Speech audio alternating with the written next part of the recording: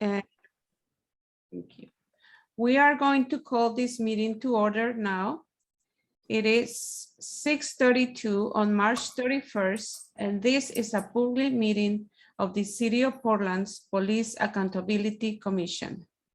My name is Victoria Lara, and I will be your facilitator. I also am very excited.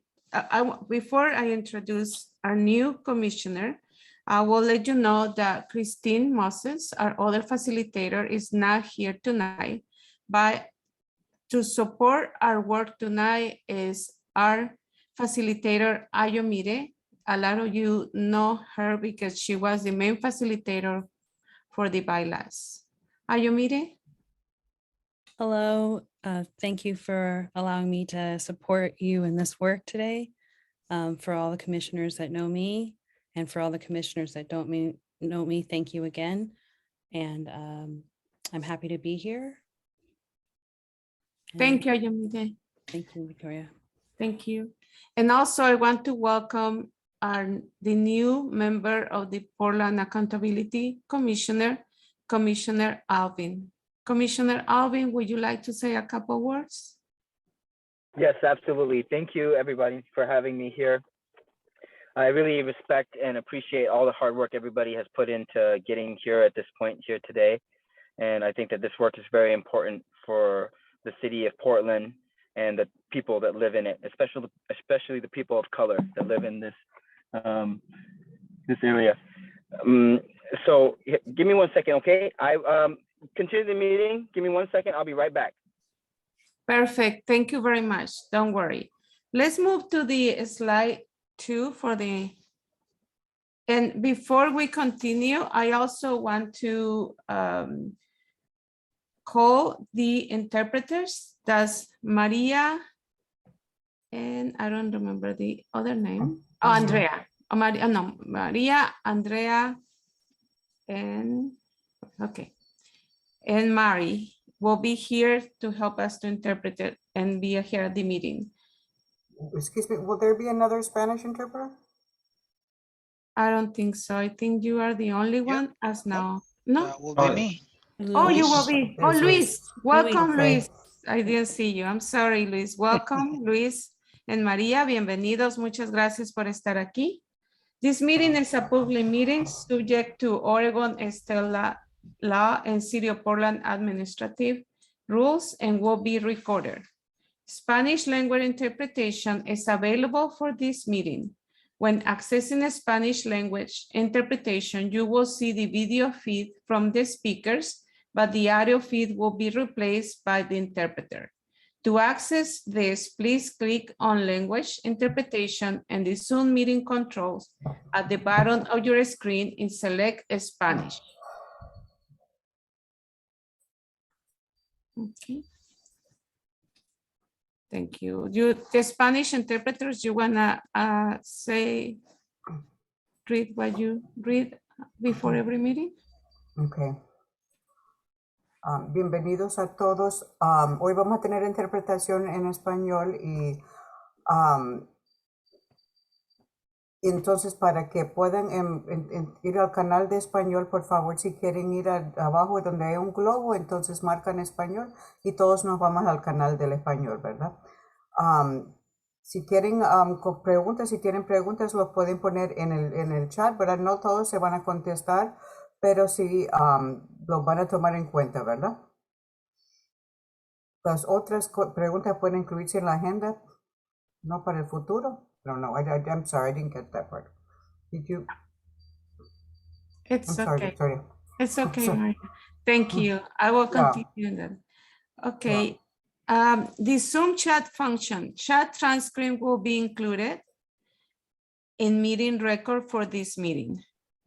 Zoom questions Q&A function.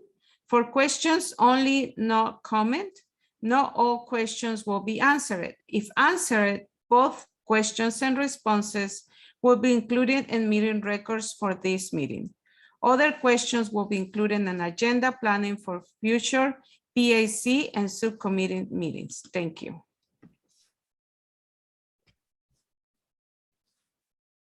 Okay, now let's do the land acknowledgement.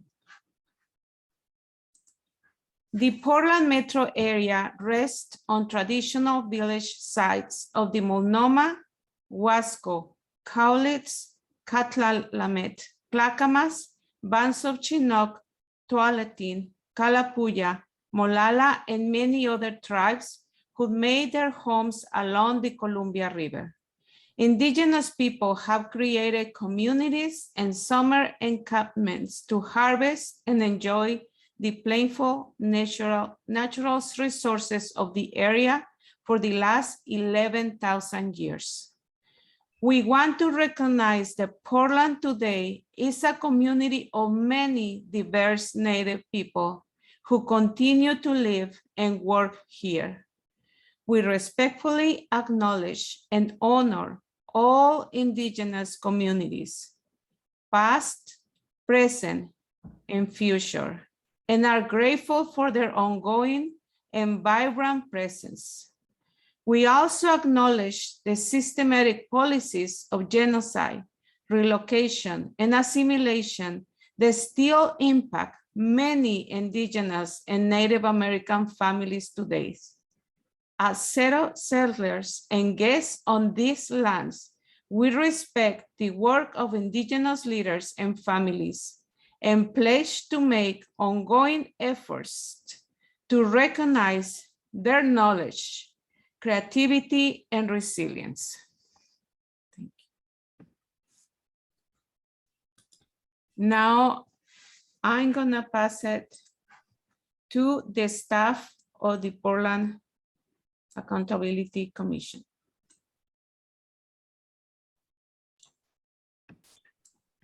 Thank you. The commission began meeting in December. It is in the organizational phase of work now, which will end after the finalization of the 3 documents on today's agenda. The commission will move into the next phase of work as defined in the agenda and scope document after this phase concludes. The phases of work after this one will develop the parameters for the new police accountability system before the commission presents that to the City Council in 2023 for their consideration and approval. Today's primary meeting objectives are discussion, public comment, and then a decision on 3 documents: the draft bylaws, the draft agenda and scope, and the draft community engagement framework. Should the commission complete all 3 of these documents today, there will be no further meetings in the organizational phase. Should the commission not finish agenda and scope today, there would need to be one more meeting. The commission has tentatively scheduled a meeting for next Thursday evening if it is needed, but if it is not needed, it will be canceled. And in the event bylaws are not completed today, we would need to schedule multiple organizational phase meetings in April. Following adoption of these documents, the commission will shift into whatever the next phase of work is in the agenda and scope document later in April. Thank you. This slide is the current project plan for the organizational phase of the PAC. It is not their agenda. It is not set in stone. This slide is mostly for members of the public to be able to understand how the commission gets from now through the end of the organizational phase, after which the commission will begin discussing policies, police misconduct, and police accountability. Today's meeting is the blue box in the upper right with the yellow outline. Thank you. We are not gonna read the community agreements tonight. What we're gonna do is give a couple minutes for each person, each commissioner to read it. And after that, we can agree or,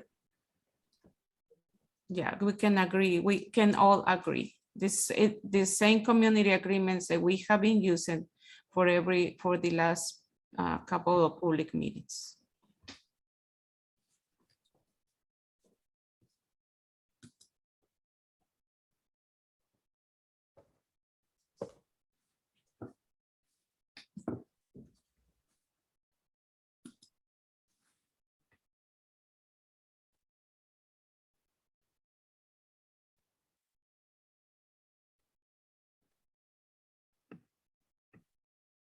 Thank you. Please, if I can see who agrees to this community meeting, to this community agreements? I can see your hands or approval. Thank you. I just wanna also see, because I see in the chat, there's a couple of commissioners missing, and there is a couple of commissioners that already informed and communicated they will be present, but for several reasons they will connect later. Thank you. Now for the overview of this meeting today, I will pass it to the co-chair and Commissioner Sophia. Thank you. Well, thank you so much, Victoria. And thanks everyone for being here this evening. And to agreeing to the community, the standards of community engagement. I also want to add, to the parking lot for community engagement, is respecting the privacy and the communication wishes of others, and the privacy of others. So that's something I'd like to have in the parking lot to follow up on for our community standards and how we conduct ourselves. Okay.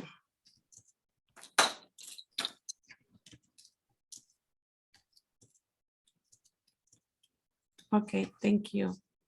All right. So, Yeah, go ahead. Sorry, go ahead, Commissioner. oh, that's okay. Did you want to go back to the other slide just to go over the agenda? Sorry about Do that. I don't need to read that, but I just want to just, I'm having, sorry, I'm having an issue with going backwards. Yeah, sorry about that. It's No not worries. letting me.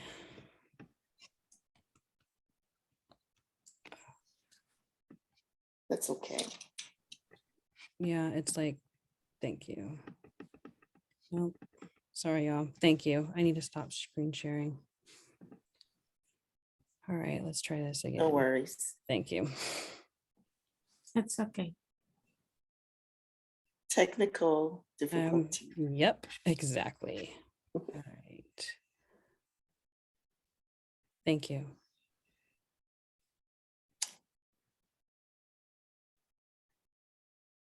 There.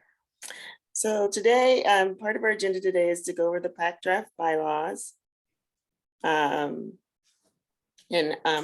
We're hoping to have a vote today on that. We'll see how it goes. Also to review the draft agenda and scope. There will not be any voting on that today unless you all feel comfortable to do that. And then we will also have the draft of the community engagement framework at this meeting, and hopefully we'll have a vote on that today as well. And then we'll have public comment at the end.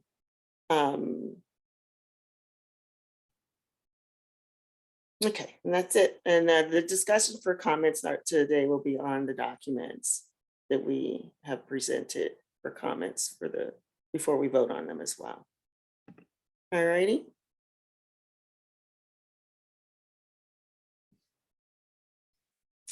We'll just start into the draft bylaws. I think Lavisa is here, and Lavisa will be reviewing this for us, starting off where we left off last time.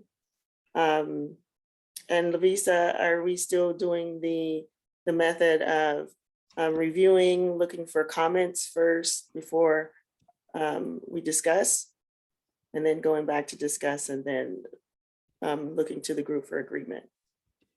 Yes, we're gonna take a look at a section. We'll ask if anyone has any edits. If so, we'll flag those edits and then come back to them once we've done the entire document. If nobody has any edits, then I'll ask, can we proceed? And then we'll go to the next section and ask for any edits. So thank you so much, Sophia. Thank you, everybody. Thank you, facilitators and staff, and also welcome to our new commissioner, Commissioner Joswick. Really nice to meet you virtually. And yeah, welcome, and I hope we can get you up to speed pretty quick. All right, so today we'll be looking at the rest of the draft bylaws and talking about any edits, and hopefully, if we can, we will use the methodology that's explained at the end of the bylaws for how we will approve them, which is modified consensus decision making. So when we're done with this document, we'll be looking to see if we have consensus around it, to see if we have general support, and to see if we, as long as we have general support and we have no strong opposition, then we will be able to go ahead and adopt this, which is very exciting. All right, so I think we're going to start back where we ended off. I think that we had finished with 7A and we were beginning 7B at the end of last meeting, so we'll pick up right there. All right, so I'll just give you a kind of a summary of each section, and then I'll check and ask for edits. So, all right, so 7B is removal. So essentially, the commission cannot remove its own members, but we can refer them to the city council for removal. We decided, or we recommended as a subcommittee, that if members missed 3 or more scheduled public meetings without giving notice to staff, that we would begin the process in that sense of recommending them for removal. I think we all know that if you're going to miss a meeting, notice should be given to staff if in advance, if you possibly can. If you miss a meeting and a second meeting, staff will reach out to you and talk to you. And there is some language about a leave of absence that we're about to get to. So if a leave of absence is more appropriate, maybe you might talk about taking a leave of absence. And also we do consider extenuating circumstances. You know, you get in an accident, something happens, you can't give advance notice. That is fine. You can talk to staff and co-chairs afterward. And obviously, once again, the point is not to be punitive, but it is to remind everybody that we need to show up to meetings so that we can have quorum, so that we can do business. So I'm trying to think if there's anything else. Yeah, membership may be extended if the commission is extended, but otherwise we have an 18-month term. And let's see, okay, I think, okay, oh, inactivity. So this is something we'll be talking to or writing a letter to city council about, but essentially the idea being that people who have been recommended for removal would be considered inactive, and they would not be able to, or they would not be counted towards the quorum requirements for subcommittee meetings. Okay, I think that is essentially that on removal. Does anybody have any edits on any of the language that they see on the screen right now? Louisa, can I ask for Victoria just to review the discussion points before, just a quick reminder about the discussion timing?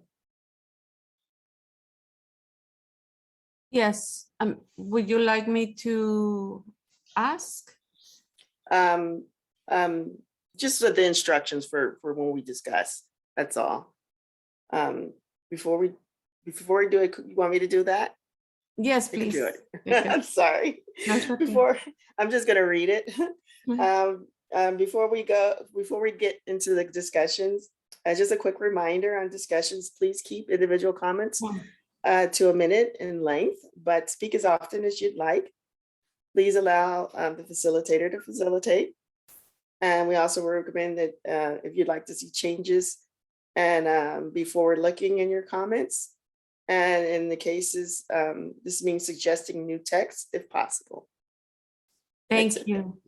Thank you, Sophia. And I will add also that because the time constraint, I will be watching on the time, and also we'll try to keep to the minute on the comments, and for everyone. That way we can move faster, and of course we can talk and listen to everyone that wants to say something. Thank you. Thank you so much. Okay, does anyone have edits for removal language?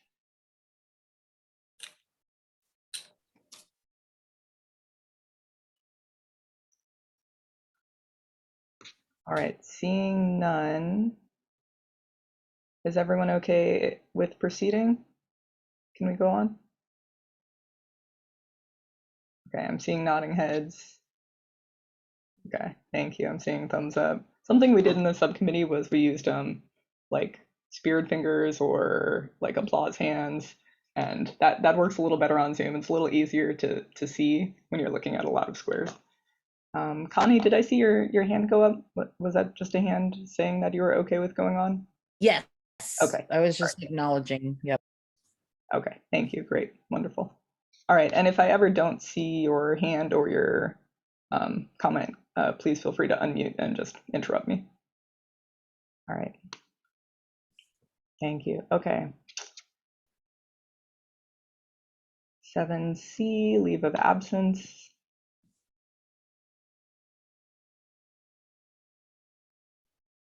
All right, so essentially, we wanted to provide some mechanism when people were having an extenuating life circumstance where they could say, hey, I need to be gone from the meetings for a little while. And so we created this leave of absence language that would allow someone to, with notice, take a leave of absence for up to 3 months. And upon their return, staff would brief them on what they missed. And essentially, once they return, they cannot revisit anything that was decided while they were gone. And I think those are the most important points around leave of absence. So taking a look at what you see there, does anyone have any edits for the leave of absence language?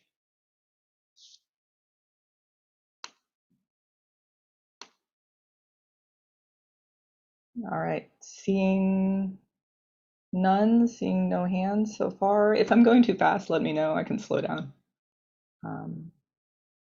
But seeing no comments, is everyone okay with it if we proceed? Everyone's okay? All right, I'm seeing a lot of hands. I'm seeing a thumbs up. Thank you. Thank you, Connie. All right. Thank you. All right, 7D, the resignation process. We'll all obviously try to complete our terms. If this is not possible, members are expected to provide notice of their resignation in writing to staff and co-chairs of the full commission.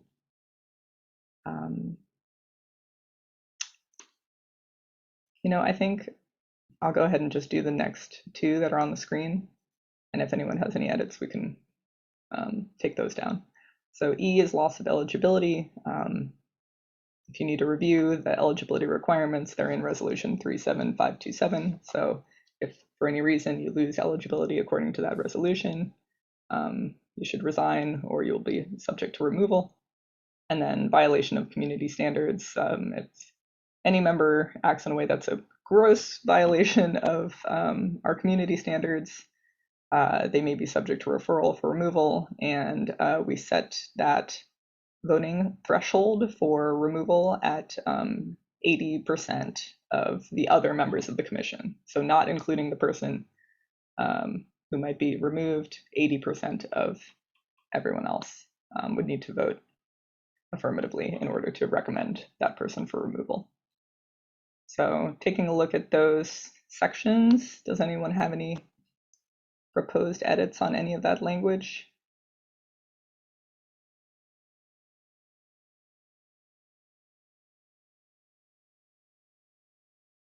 Dan? Yeah, I don't have an edit. I just wanted to point out that we chose the other threshold to vote if we don't come to consensus, is 60%, but we wanted to choose a higher threshold for this because it's much more serious than voting on the substance of what we're working on. Thanks, Dan. I think that's a really good point. In general, modified consensus decision-making, we had agreed at 60% being our threshold for this because it's obviously very,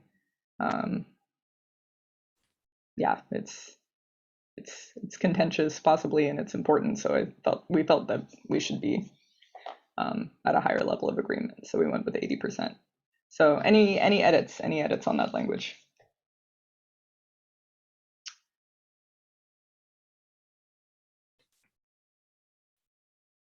Okay, seeing no edits or suggestions, do we have everyone's consent to go on to proceed to the next section? Yes. All right, great, wonderful. Thank you so much, everyone. All right, officers. See, now we're getting to the fun stuff. Officers. After much discussion, we agreed on 3 co-chairs with a renewable term. So if you want to be co-chair again, you can be co-chair again. And your term as a co-chair of the full commission will correspond roughly to a phase of work, each phase of work being about 3 months or 90 days. So the hope being that the co-chairs will serve for throughout a phase of work. Co-chairs obviously conduct the meetings of the body. This is what Sophia and Angie have been doing so skillfully. Thank you so much. Each co-chair may act as a chair if the other co-chairs are not available. They'll retain their voting status. And I'm trying to see if there's particularly important parts. The co-chairs help ensure the community standards are being met, that everyone is being treated respectfully, that there's full and safe participation. A very important part of the co-chair's job is serving as liaison between the members of the commission and the city. And the co-chairs can decide amongst themselves how they want to split that up. So if one person wants to volunteer to be the community liaison, they can. If they all want to share that duty, they can. In any case, I think all of the co-chairs would need to work together with the full commission on things like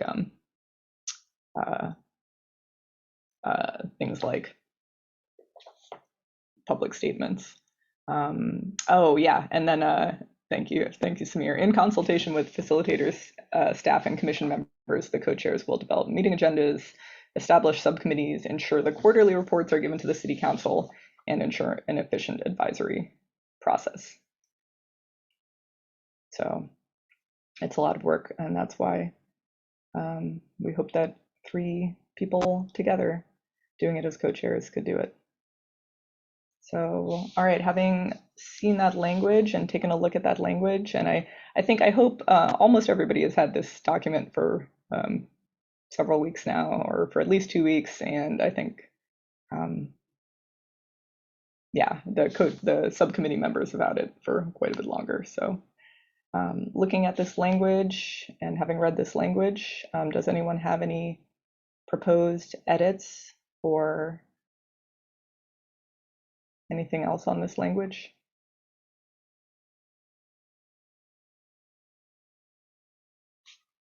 And I'm flipping through the faces, not seeing any. Okay, seeing no comments, shall we proceed? Yes, yes. All right, thank you, everyone. I'm seeing thumbs up, I'm seeing hands. Thank you. Wonderful. All right, subcommittees. So essentially, subcommittees deliberate on items and then we'll send them back to the full commission for approval. Membership, attendance will be kept, the quorum rules still apply, and commission members who are not on the subcommittee can attend the subcommittee and they can speak, but they cannot vote on the subcommittee unless they join the subcommittee.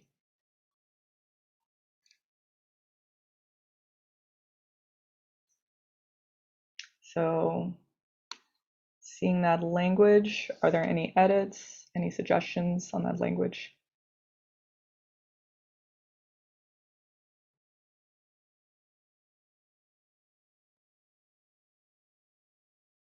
All right, seeing none, hearing none, is it okay if we proceed?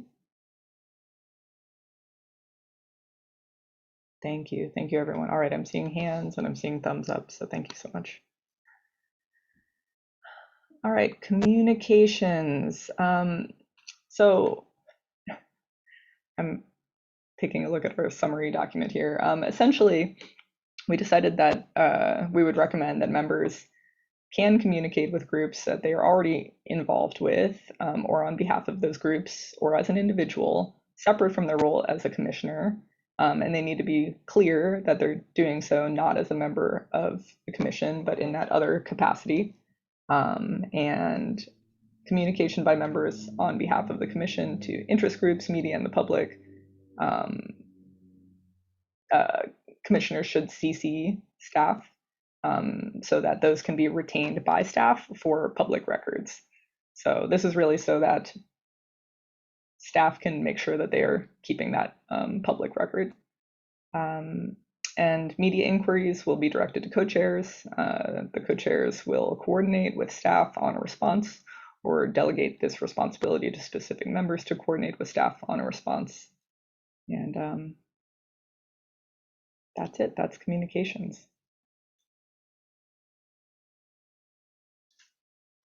So taking a look at that language, does anyone have any suggested edits on that language?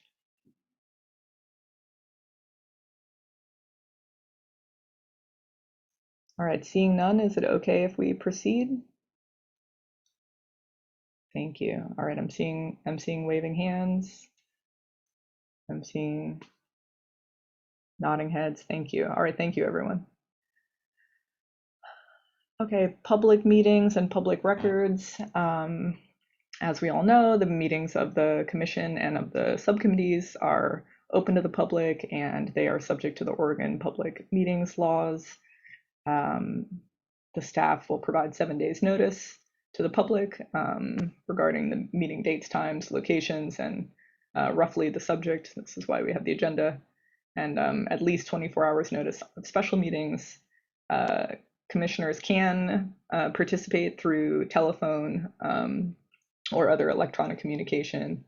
As we all, I think all know, but it's always good to be reminded because of the public meetings rules and to ensure that we're doing all our decision making publicly, we are not allowed to deliberate towards a decision over email.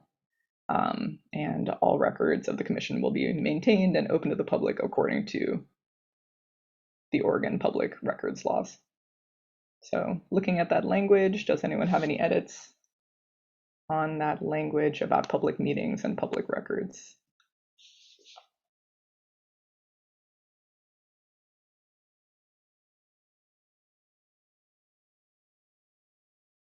All right, seeing none, is it okay if we proceed? Thank you all. All right, I see folks assenting. All right, so we are now to adoption and amendment of the bylaws.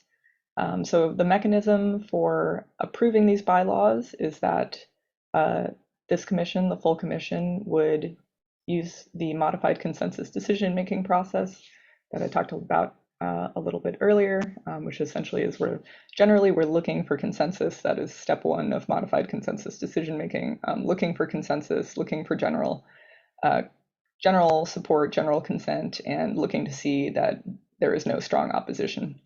And part B, we may, if we wish going forward, amend these bylaws, and we would use the same modified consensus decision-making process to amend the bylaws.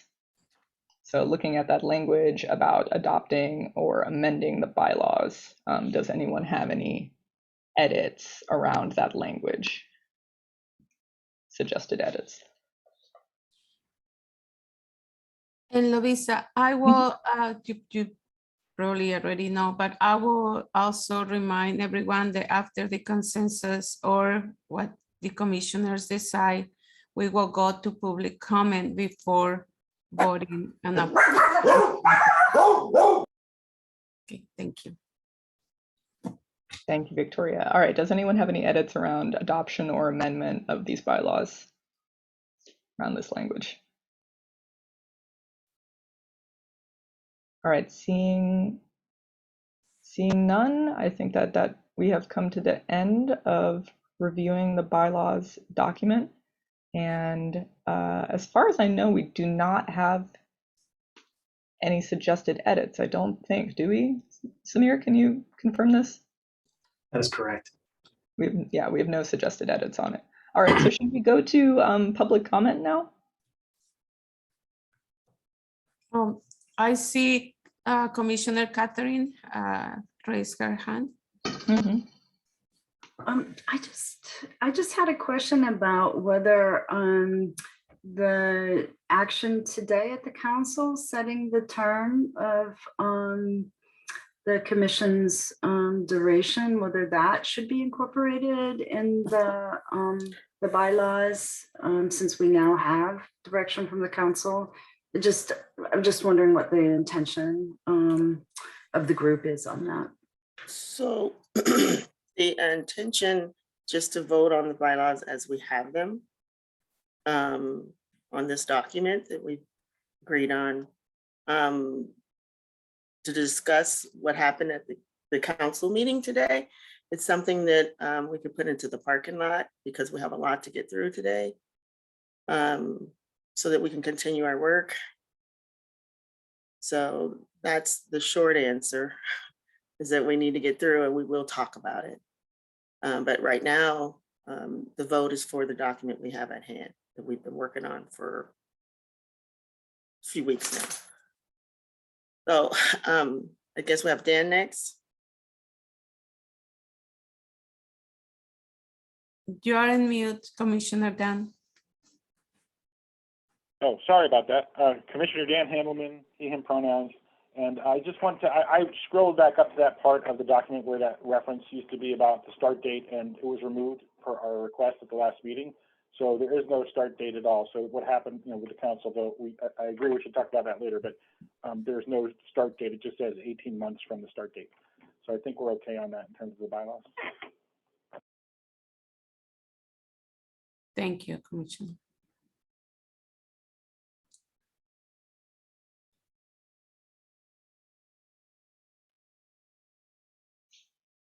All right, should we go to public comment before having our vote? Yes, before having the vote, yes, if you already have consensus and there is no strong opposition, but yeah, the vote comes after the public comment. Correct.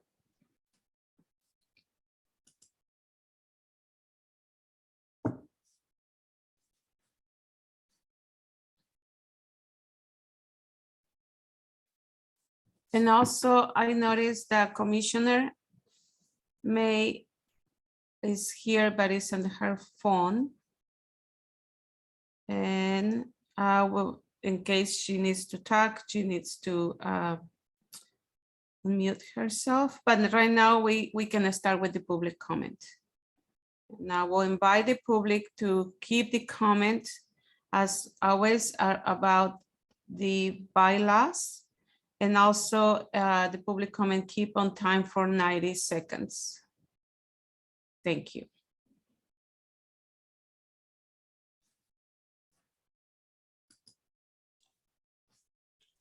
And if any members of the public wish to speak, please just raise your hands.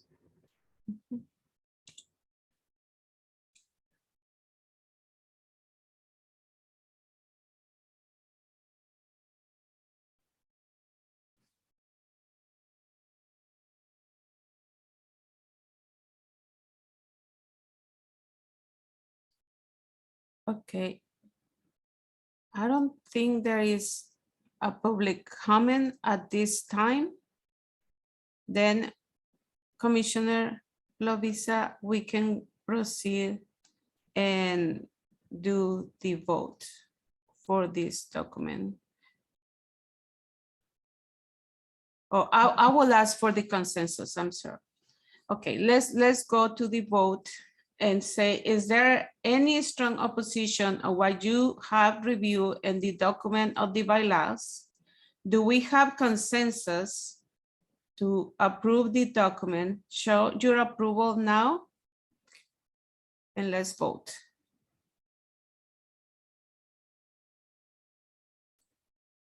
Okay, I see all the commissioners have approved the bylaws document and have voted to approve it. Congratulations, this document has passed. Victoria, Sure. I wanted our commissioner that's on the call Yes. to May. Can you open up your line and verbally vote? You are correct. Thank you, Commissioner Sophia. Commissioner May, can we hear from you?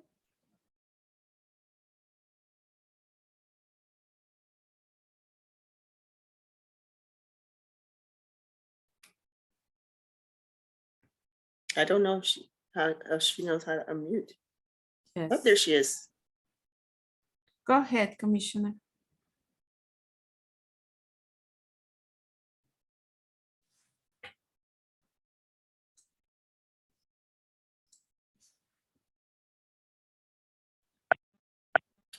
May, you're not muted. We can hear you.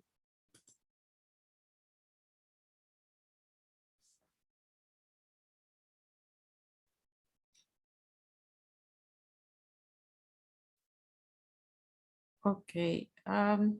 We'll see if we Possible can. that her muted now, even though her connection to Zoom is unmuted. So she may have the mute button pushed on her phone. Okay.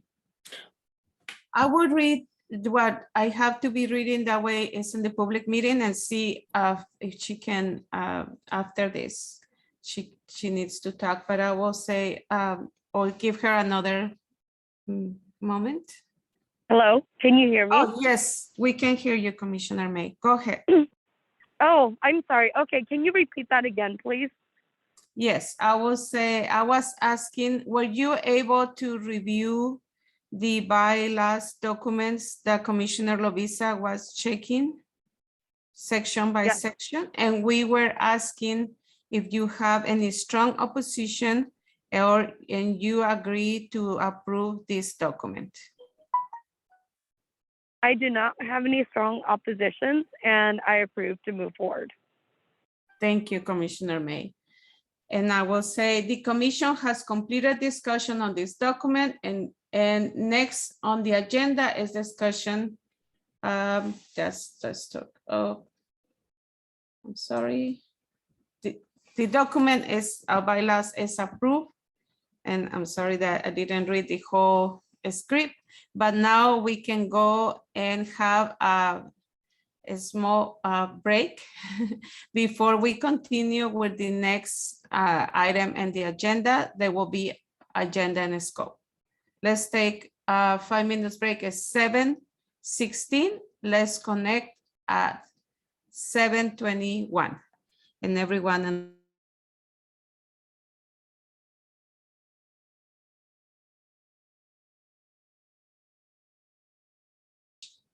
We'll now move into discussion of the draft agenda and scope. But before we do, I want a quick reminder on discussions. Please keep individual comments to about a minute in length, but you can speak as often as you like. Please allow me to facilitate. And also we recommend that what you like to see change and be forward looking in your comments, which is in this case means suggesting a specific new test if possible. Thank you, Yamida. Then next slide. And I will pass it to our co-chair, Commissioner Sophia.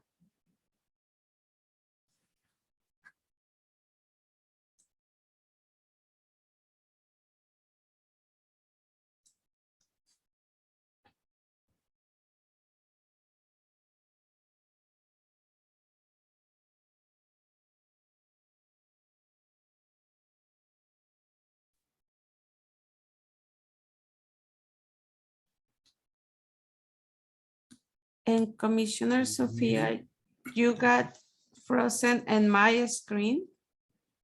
I don't know if you can hear us.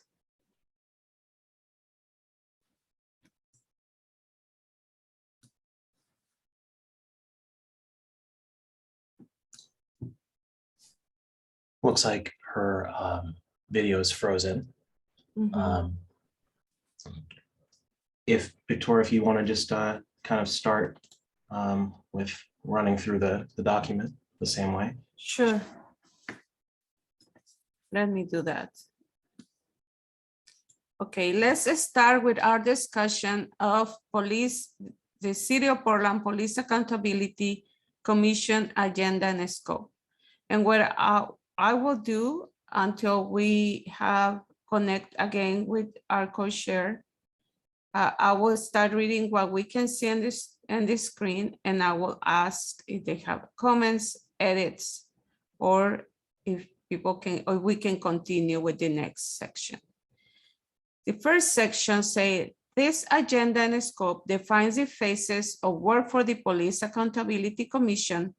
It develops the new Police Oversight Board and Accountability System. This is a living document designed to order the task of the Commission to meet the needs, concerns, and desires of the communities most impacted by policing, over-policing, and police misconduct. The number one is organizational phase. A, build internal culture and collaboration models for police. B, an internal public education on equity and related concepts. C, outcome document, establish values and goals for the work of the PAC. Outcome document, establish bylaws. The E, create an agenda and a scope, that's this document. F, develop a community engagement framework for the Police Accountability Commission. And I will ask, is there any comment or edits or questions about what we're seeing on the screen for this document?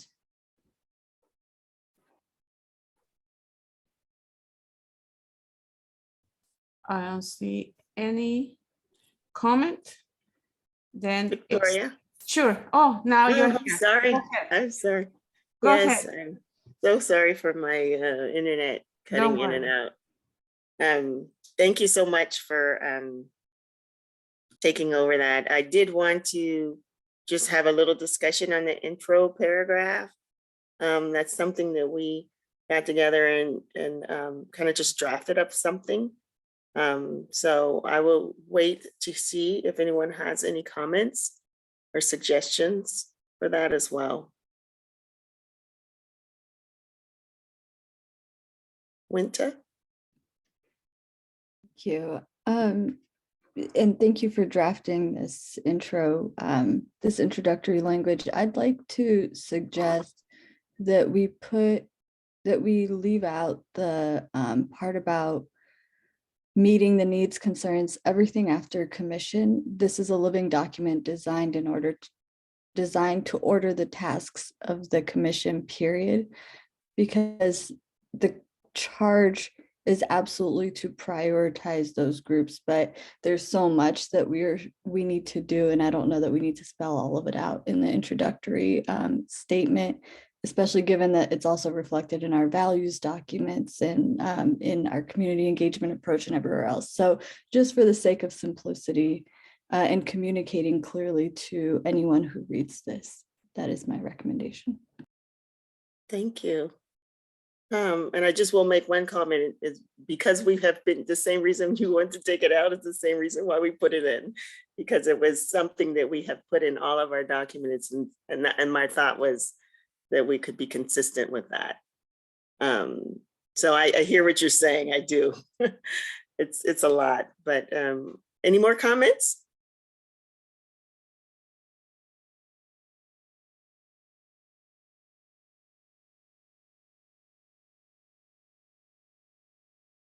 Monica has her hand raised.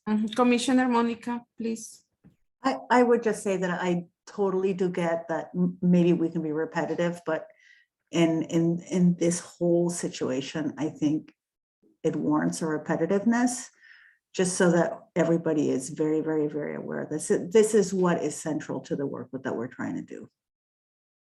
That's my thought. Thank you, Commissioner.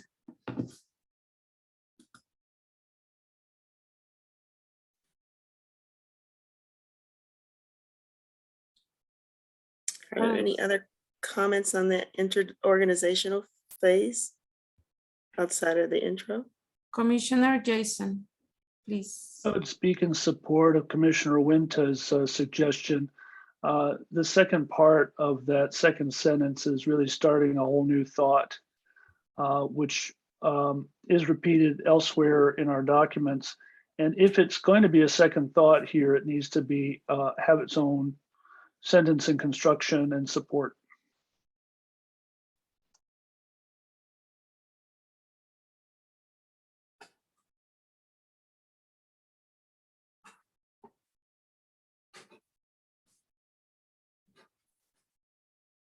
Okay. Any other comments on the organizational phase?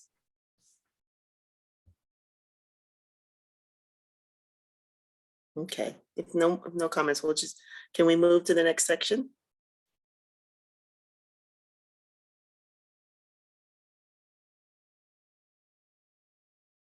Okay.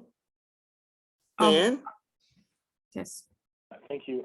I'm not clear what was agreed to there, because there's a couple of people who want to pull that out, some people want to put it in. So do we come to a conclusion about that, or are we going to come back to that later? We're going to come back to it. We're just taking, as we did before, we're taking the comments first, then we're going to get through the document and then go back and discuss.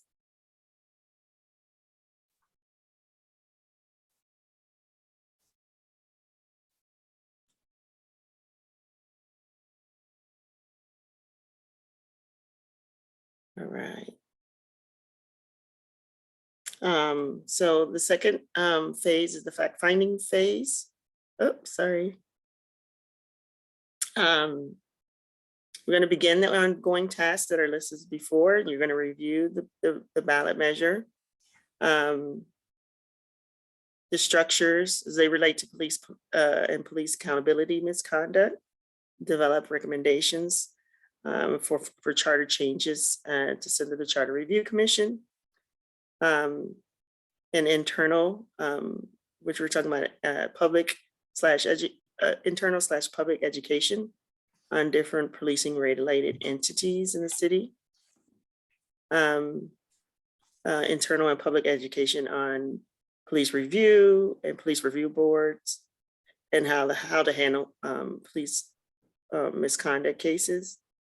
Informing the current board on issues that arise, investigate and influence proposals to change and update policies for training, inform information from current boards on shooting, deaths, and custody, IPR and police roles, presentations from internal affairs, review board coordinators, and how PPB handles conduct issues, overview of the different types of oversight systems by outside experts, with information suggested, how Portland new system should function, inform DOJ on collective bargaining expertise, outlining potential limitations imposed by the settlement agreement and or the police union contract, presentation of Portland Police Association about how they like to see our new system work. And then we have outcomes for those items. One is the barriers that exist in the current system, suggestions to consider from experts in other cities, et cetera, and suggested charter changes to be recommended on the Charter Commission. I know that's a lot, but I know we've sent this out on a couple occasions for folks to review, and we did have some input. So we're asking for comments now, and I see Mr. Eric Hunter. Just a question on K. The outcome is barriers that, it looks like something's missing before that. Is that to identify barriers or remove barriers? Yes. Something's missing. Yeah, identify barriers.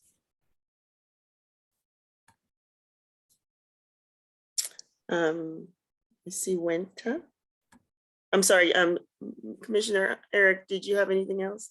No, that was it. Thank you. Okay. Okay, Miss Commissioner Wenta. Thank you. I would like to suggest that we add to J, presentation from Portland Police Association and Portland Police Bureau leadership, the chief's office, recognizing those are two distinct entities. And then I'm not sure where we would add this, but during our fact-finding phase, hearing from city council, particularly the commissioner in charge of the police, the mayor, would be helpful, I think. And perhaps, I mean, I think perhaps all of the council members, but including that in this phase of work.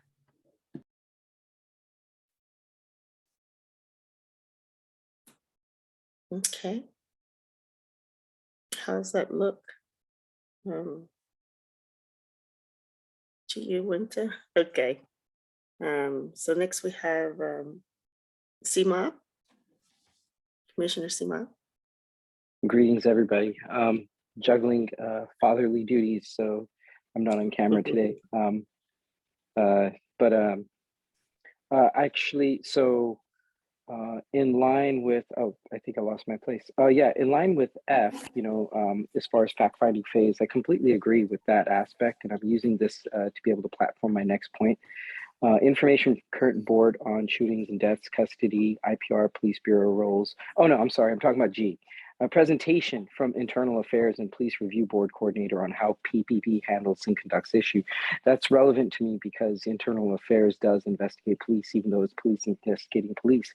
But history has completely shown, whether it's locally or nationally, it's fairly firm that, you know, there's a bit of irony in asking a presentation from the actual Portland Police Association and including their Portland Police Bureau leadership about how they'd like to see the new system work. I'm actually taken back that we would have any facts to find from that. It's very obvious if anybody has paid attention to the history of Portland Police Association, its direction has always been to avoid accountability at all costs, and they've successfully built and created systems that is copied nationwide over, including the 48-hour rule that was very popular, you know, and how we had to fight around that. So there's, I don't agree with that entire line item, and I would ask for it to be stricken. Stricken. Whatever, you get it. Thank you, Commissioner Seema. Commissioner Seema is requesting to strike in that sentence. And Commissioner Catherine, please. Yeah, thank you. I think we have had some discussion about this before, but I can't remember where we came out on it, but the issue about developing charter changes now before we've developed our proposed framework.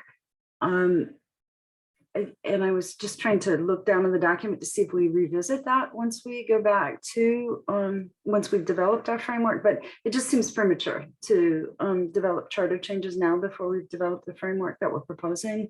I understand this might be expedient because of the timeline for the charter committee's recommendation, but I guess I just wanted to flag that. And if there has been discussion on that, maybe we could lift that up again for people like me who've forgotten why this is here at this stage instead of what seems more logical at the end. That's my first comment. And then just second comment before I give it over to folks is, you know, we have these fact-finding goals where we're finding out about how IPR and others handle police misconduct cases now. And I think the real issue that we want to figure out is what's working, what's not. And maybe that's implicit, but flagging, you know, what do we have now in place, and really what's deficient about it. I think this commission exists because of recognized deficiencies. And I think it isn't just enough to understand what is happening, but I think really understanding why it's not working is going to be important for our work. So thank you. Thank you, Commissioner Catherine. And I will, yeah, go ahead. Just wanted to make one comment before we go on. It might answer some other questions about the which comes first. At this point, these items can be changed, and you're right, it has come up in other discussions, which one we should do first. And at this point, we're just trying to get the meat of them. And if once we get back to the other, if we find like we need to change some things, there's not anything that's keeping us from doing that. We're still drafting right now. And right now we're just trying to hash through what do we need, what's missing, and things of that order. So we will come back, and it may be changed. If the group decides they want to change the order, that's fine.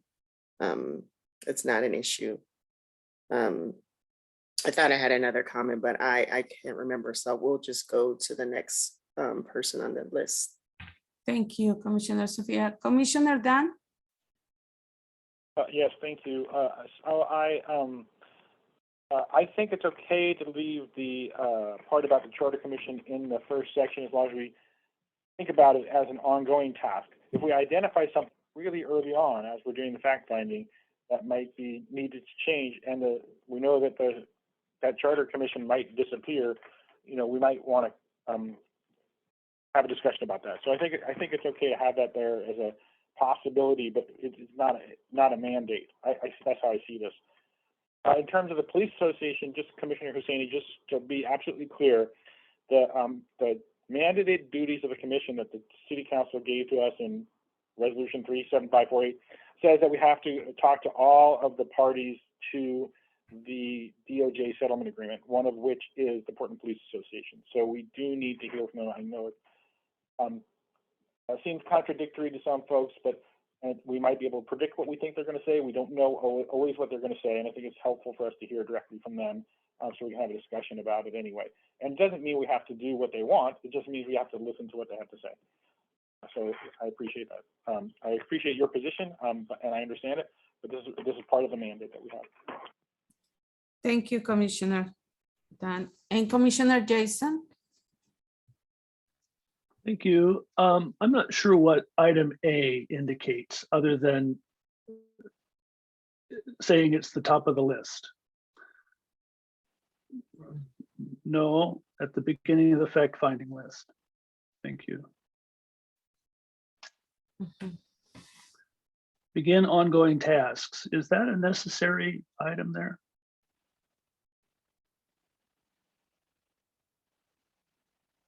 You're asking the group? Or are you making a suggestion that you don't need I it? would suggest that that item be struck unless it has a purpose. Another area is in item L. Thank you, Commissioner Hunter, pointing this out. What barriers are we identifying? It's a little unclear. That sentence could be clarified. Then finally, this is just sort of a list of we should listen to a lot of people. And I wonder if it could be consolidated to just we should have a process of listening to stakeholders. Thanks. Thank So you. that's a Go ahead. I would just want to clarify that's a suggestion for just generalizing just all stakeholders, which would encompass everyone. And then you have any word suggestions for, I think it's K or L. You were talking about the barriers. Do you have some wording? I would strike A, and then I would clarify what you're specifically meaning there. Identify what barriers exist in the current. Barriers to what? To filing a complaint? It's just unclear what the barriers are to.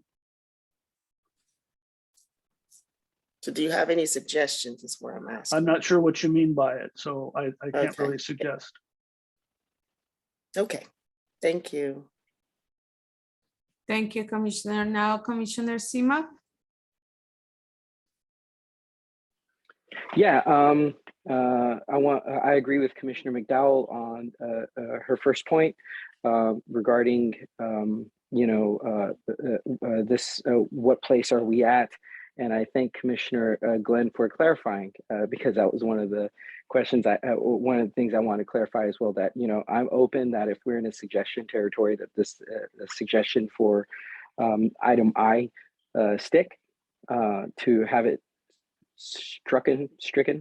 And in regards to what Commissioner Handelman was saying regarding that, mandating their presence, we can still assign where they're mandated to appear and have an opinion.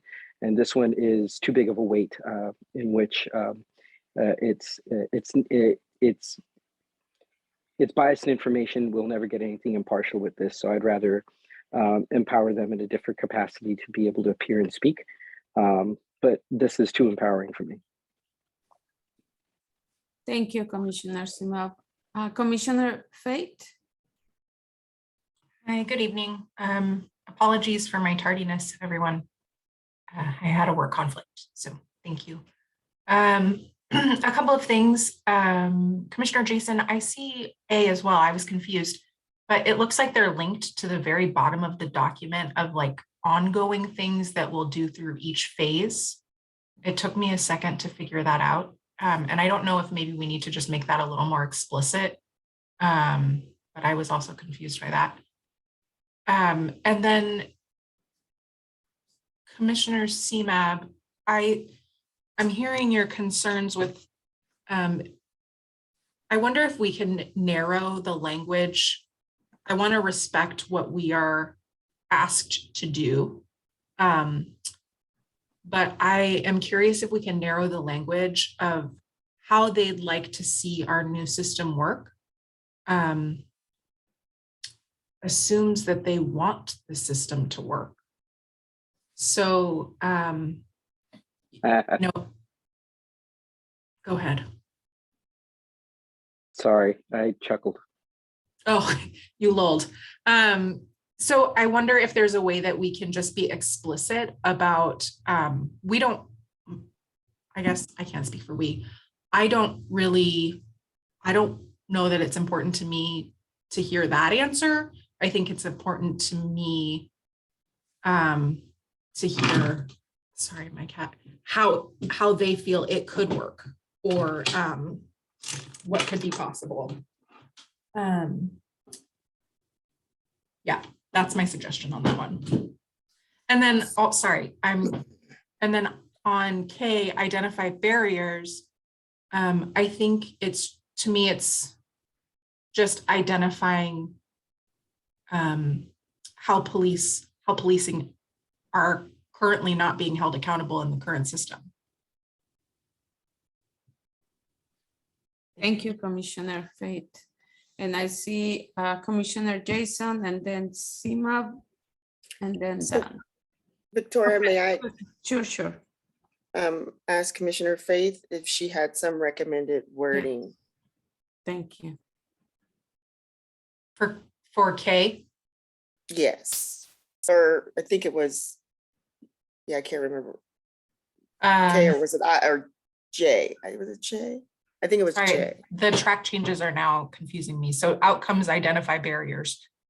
I think it's identify how police are not being held accountable in the current system is my proposal to. Okay. Thank you. Commissioner Jason? Can I pass for a moment? Sure. Commissioner Dan? Yeah, I think I might have a solution to several problems that have come up. If we move the ongoing tasks to the top, since they're going to be starting at the beginning and continuing throughout, perhaps we can put them at the top or at least underneath this initial section, which we've already completed almost. So just before, I can't see the whole document. I have to go back and forth on my screen. But maybe like a break in between section 1 organizational phase and two phase and 2 fact-finding phase.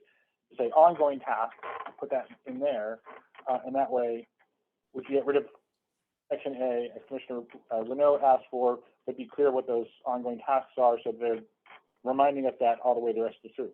And in that, if you look at it, the ongoing thing, one of the items is take testimony from DOJ stakeholders, and maybe we can put in parentheses, City of Portland, DOJ, Amici, we can spell out who those are, but that's the AMA Coalition for Justice and Police Reform and the Mental Health Alliance,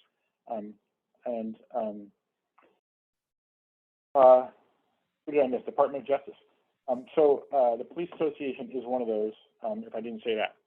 I'm trying to look at the document on my computer screen because on the Zoom screen it's just too small to figure out, and I'm reading different places. Okay. So the DOJ stakeholders, yeah, I don't know if all of you are aware of who those are, but I can list them again in the chat. Okay, thanks so much, Dan. Yeah, I just want to clarify the ongoing tasks were under after number 2, fact-finding phase. Is that your suggestion? Yes, right, exactly. It's just before number 2, right? Where Oh, before? Okay. Yes, right, because it's gonna, that was the first item in the fact-finding phase, but it's this way it's route. Okay. Thank you. Just wanted to make some clarifications there. Who's next for comments, please? It's Commissioner Jason. Apologize for multiple requests, but I'd like to add or propose a new item. And that would be an item to investigate governance models to allow this future board great independence from any sort of internal meddling by the city. And I've given some language to Samir in the chat. Thank you, Commissioner Jason. Is there any other comments or edits of this specific section that we're going to come back and review based on all the comments? I would just like to just add a suggestion and wait until he's finished.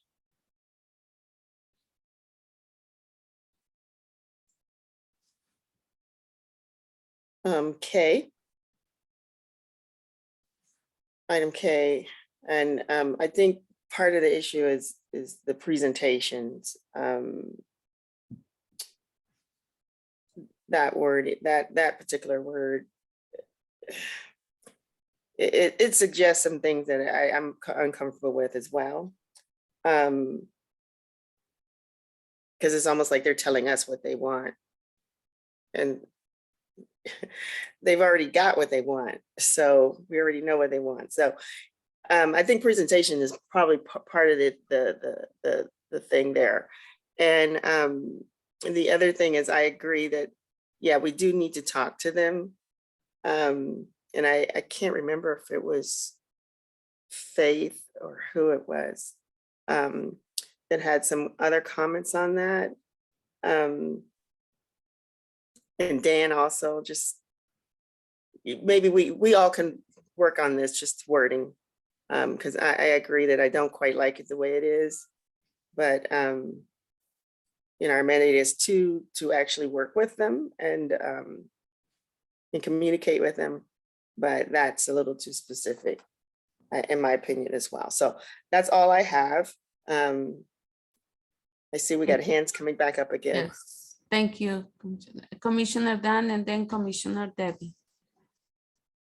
So I was just saying, the reason I suggested putting the police association in the ongoing tasks is that we can remove them from this to meet Commissioner Husseini's concern. Ben, in terms of the other language you're talking about, I'm not going to weigh in on that right now. Thank you. Commissioner Debbie? So how about like meet with the police association, police bureau leadership? Because it seems like we want them to come to a meeting and then we want to have a conversation about what this oversight system could look like from their perspective, so we understand that point of view. Thank you, Commissioner Debbie. Yeah, I just want to say I agree with that, and I think the other contentious is the like to see how they'd like to see our new system. I think that's like I said, that I think that's the other part of it. It's what they want to see is what they've always been doing. So that's kind of a moot point because they're going to just tell us that for the most part, but we do want their input on our suggestions. Whether they agree with them or not, we just want to hear what they have to say. So that's it. Thank you. Commissioner Sima? Maybe we can invite them to public comment.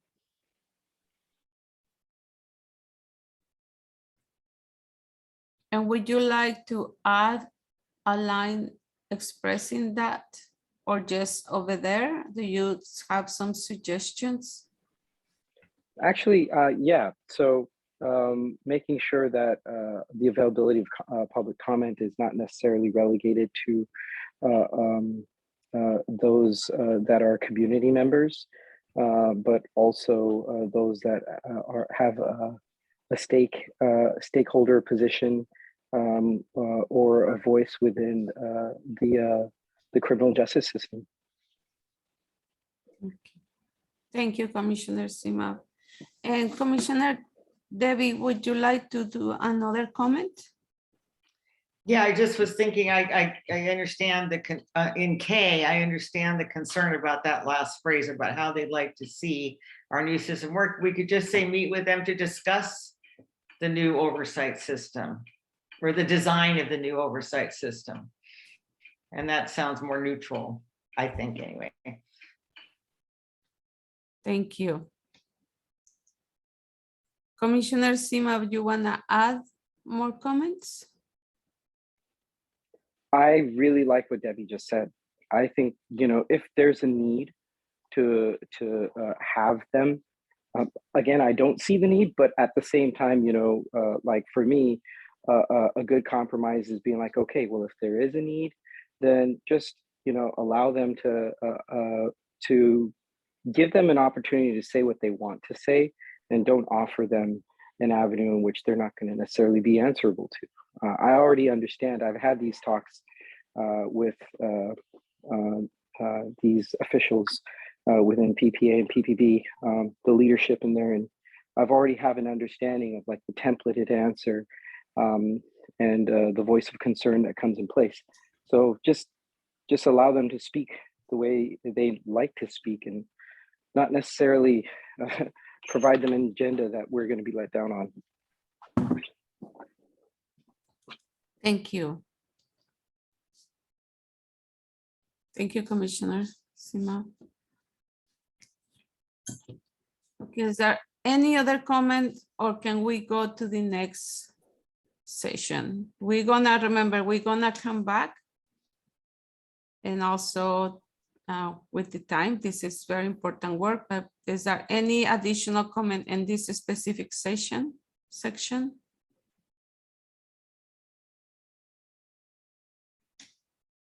No? Okay. Co-chair, Commissioner, you can continue, Sophia, Commissioner Sophia. Okay. Before we continue, I just wanted to go back up because the suggestion was to bring other ongoing tasks. So I wanted to cover that. Are we all, is there any comments on the ongoing task part?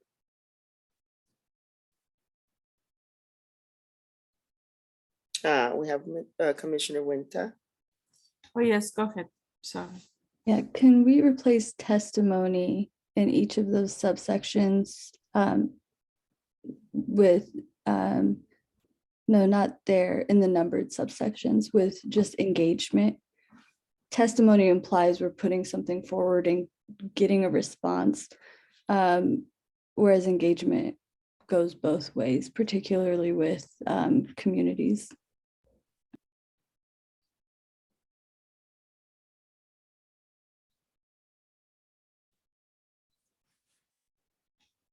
Thank you, Commissioner Winter. Yes, go ahead, Commissioner. I'm going back and forth. I like engagement, but I think testimony, yeah, it says take testimony at the beginning for A, and then we don't have to repeat it.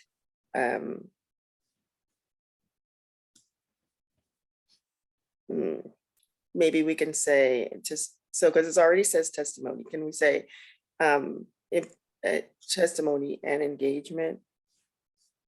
Because we are going to be taking testimony. I mean, that's part of, yeah. Yes, thank you. Thank you. Commissioner Eric? I was just going to say, I mean, to Sophia's point, since it says take testimony at the beginning, couldn't 2, 3, and 4 just be impacted communities, concerned constituents, and experts with nothing before it? Just so we don't have that issue. Yeah, that was my thought when I was saying that. And I think that's what he did. Or, he still had it on there, engagement with. So if we put in testimony engagement on the top, we don't have to put anything there. Sounds good. Thank you. Is there any other comments in this section? That way we can proceed, knowing that we will come back to review all the comments. Okay, can we proceed to the next section? Okay, go ahead, Commissioner Sophia. Okay, so we're on item 3, establishing powers and duties.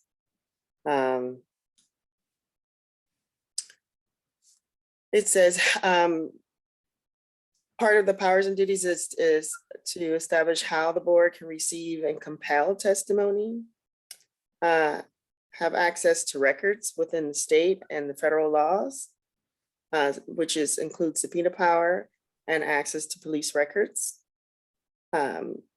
case handling and investigative processes, including workflow descriptions, types of conduct, complaints, and the new agency will investigate and determine outcomes. I think that sounds choppy. I think I made it choppy, but anyway, current model, bureau complaints versus community complaints, the complaints process, community members versus internal bureau complaints, determination process, and how to impose discipline, where you impose due process and just cause rules, the appeals process, will the police and the community members be allowed to appeal their cases, mediation options between community members and police. I think that's just an example. There's probably going to be others. And then how to propose policy changes for Portland Police Bureau. And we do that in the process for making policy and training recommendations to both community boards and staff agency and community boards and agency staff. Chief and police commissioners' obligations to respond and follow oversight boards' decisions and recommendations. And then we have these outcomes, areas of agreement, access to information, records, and testimony, access of agreement, complaints, investigations, determinations, discipline, etc., and processes. Outcomes, area of an agreement, policy recommendations to develop delivery, follow through, and processes. So I'm gonna just make a little comment about the outcomes. As we were working on these are some of the items that we thought might be outcomes. If you all find that there's some other outcomes, or if there are any items that needs to be included, we're going to open it up for comment right now. Thank you, Commissioner Sophia. Comments for this section? Commissioner Dan? I don't really have a comment on this section, but I just want to kind of point out to the folks who were maybe not involved in developing this document, I did help with it. And this is the function section. So this is what the board's going to do. And then the form of the new commission, of the new board, comes after that. So it seems like first we need to know what they're going to do, and then we'll decide what they look like. And that's why this part comes before that. I've used this term before, form follows function, and just wanted to point that out to people as we move through the rest of the document. Thank you. Thank you, Commissioner Dan. Commissioner Debbie?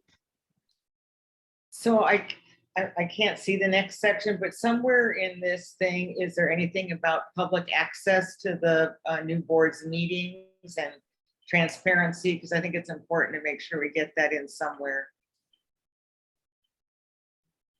Oh, it's there. Good. Thank you. Thank you, Commissioner.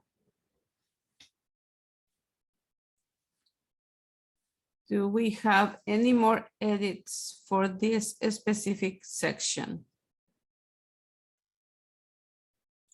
More, I have a question. Are these outcomes documents, or what form do these outcomes take? Are they just general agreements? I don't know.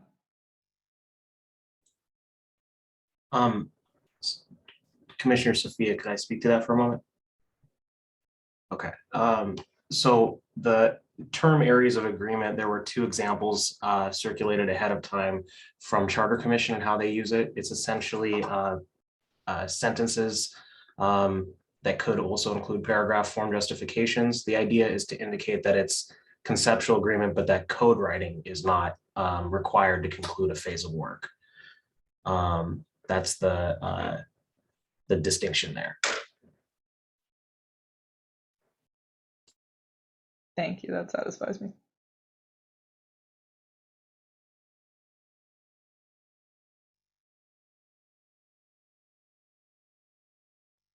Okay, any other comments? Are we okay to move to the next topic? Okay, thank you. Structure and details. I do want to stop really quick and just ask Victoria to remind me of time. We're almost done, but yes, thank you, Commissioner. It's 08:06, but we are not working into another break or anything until hopefully we can continue or finish with this and then come back. Okay, all right. Okay, structure and details. So we're talking about, I'm just going to go over the big topics first, the big items, and then we can go back in. There's the board membership, selection and replacement of the board members, staff and of the new board, positions within the city, and new boards reports to councils and how they're made. And then we have these outcomes and as he explained, the agreements, areas of agreement. So we'll have the outcomes of board members, staff, office bureau and budget, reporting and public access to information. So we'll scroll back up to the top and go through some of the details. The board membership, such as the number of persons, qualifications, recruitment, paid and unpaid, a representation of a specific impacted community. And then we want selection and replacement of the board members. We have to have the appointment process, terms and length of terms, renewability, training requirements, quorum, and removal requirements. Staff of the new board, we have agency director, qualifications, hiring process, authority, performance reviews, and all that good stuff. We have to have the staff structure. I mean, these are some items that the group of us that were just powwowed and gave all these things, and we included these. These are just some ideas that we came up with. And these are some of the questions that we found that we need to answer. And so we're saying, what are the staff structures? Will existing staff, get a preference to apply? Inspector General, police auditor, do they have full board access to the records, or we have access to the records and training and everything?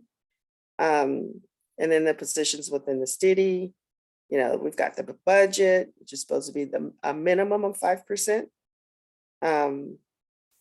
Yeah, it's minimum 5%. Office location, where are we going to be, where are we going to be housed? Is it going to be freestanding? I know there's been a lot of discussion around those things. And where in the city will we be on the organization chart, or will the new committee be on the organizational chart, or the bureau structure and the board?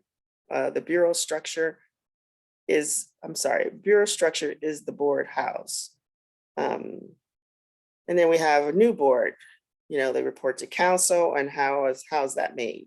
What information will be in the reports, what reports go to the public, are meetings open to the public, what info on investigations, what info on investigation is public. So just in general, on these sections, I would like to ask, is there a section that you feel that we are missing? And then, these are my specifics, but you guys can make any comments you want. And under these sections, is there something that we need or is missing? And then following the outcomes, are those the outcomes that we feel that we should be getting out of this? So I'm opening up for discussion. I see Debbie has her hand up already. So on that, I can't see the letter D, the new board's reports to council.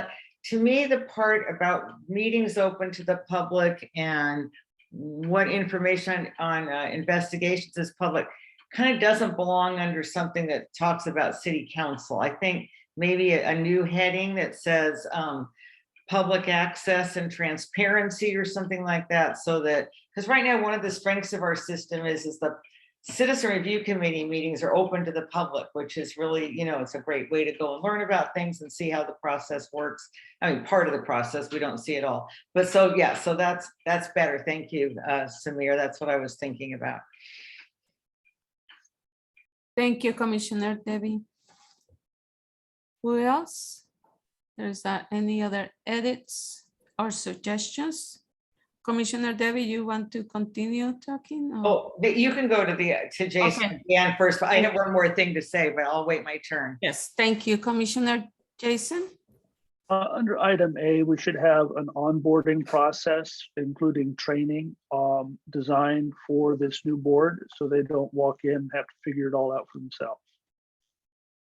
Thank you, Commissioner Jason. Commissioner Dan? Yeah, I appreciate that recommendation. We've seen a lot of commissions and boards that didn't have that.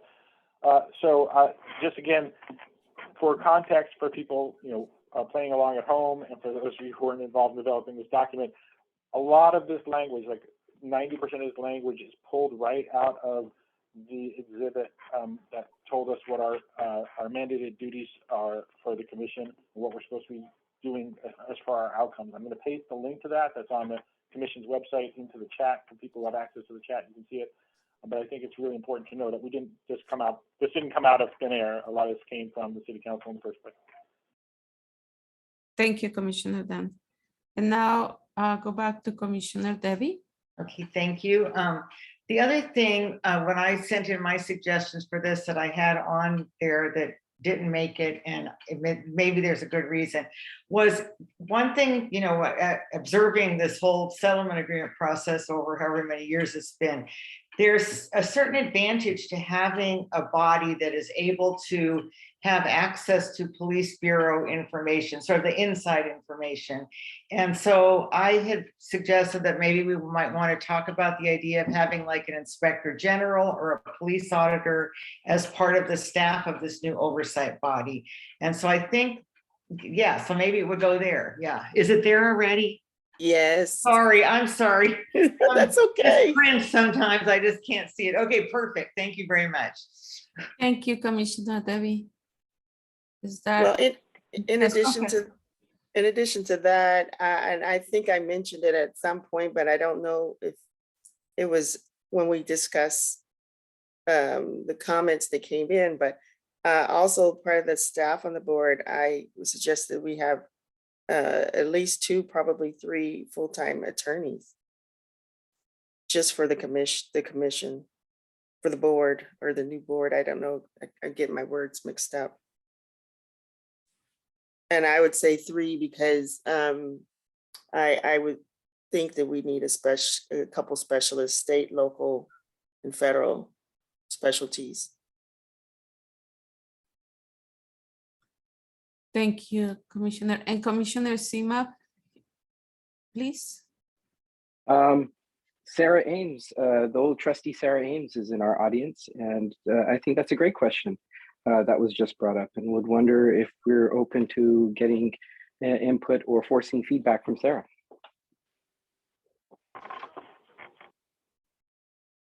I would refer to staff to see if we can, or if the commissioners wants to as a specific question. Can we finish this before we do that? Yes. Maybe at the end, I'd like us to get through this, but I know we can have whatever stuff we agree to. So yeah, definitely great parking lot for her at the end, maybe at some point. Yeah. So that was just one of my items that I remembered, and I just wasn't there. And I probably didn't put it in there. Anything else that anyone sees that we need under these sections that we don't have? You know, we will come back to this again. We probably won't be voting on this today. I just don't feel like we will, but you know, if you find anything after we come to an end, we can always go back and add it, okay? Sima, were you still asking a question, or did you forget to put your hand down? Oh, I forgot to lower it. Okay. Thank you. That's so, no worries. I just want to make sure before I ask someone else.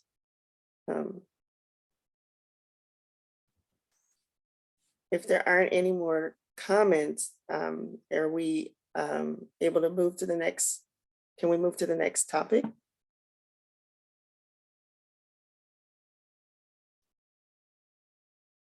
Okay.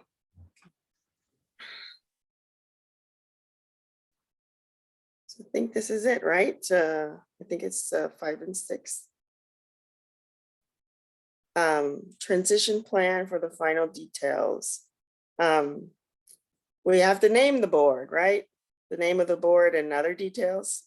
We keep referring to it as the board. I don't know if we want to have a name. How the board will relate to other city entities focused on police accountability and other items. Which entities within the city need to be adjusted to fit the new board, such as internal affairs, etc. And how does the new board relate to the county and the state? How it relates to DOJ and settlement agreement process. And then we're going to these transition details, you know, IPR continuing and concluding work on ongoing investigations, how we're going to transfer those kind of things, key dates and transfer of responsibilities. And some of the outcomes are the name of the board,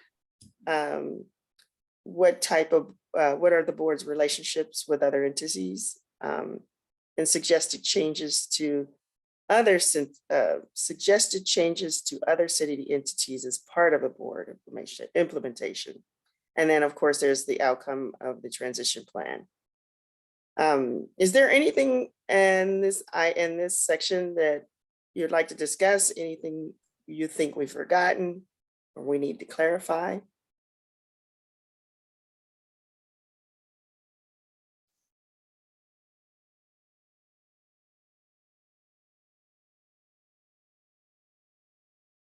Yes, Catherine. So perhaps this goes into fact finding, but it feels like there has been discussion about transition plans already in place or being proposed, with the thought that the city can't wait for us to conclude our work to engage in some transition plan. So it just feels like as a part of our fact finding or as a part of coming up with our transition plan, we need to understand what transition plan has been put in place, at least as an interim measure, and then understand what sort of it's like we're not transitioning from zero, we're transitioning from whatever interim transition plan has been put into place.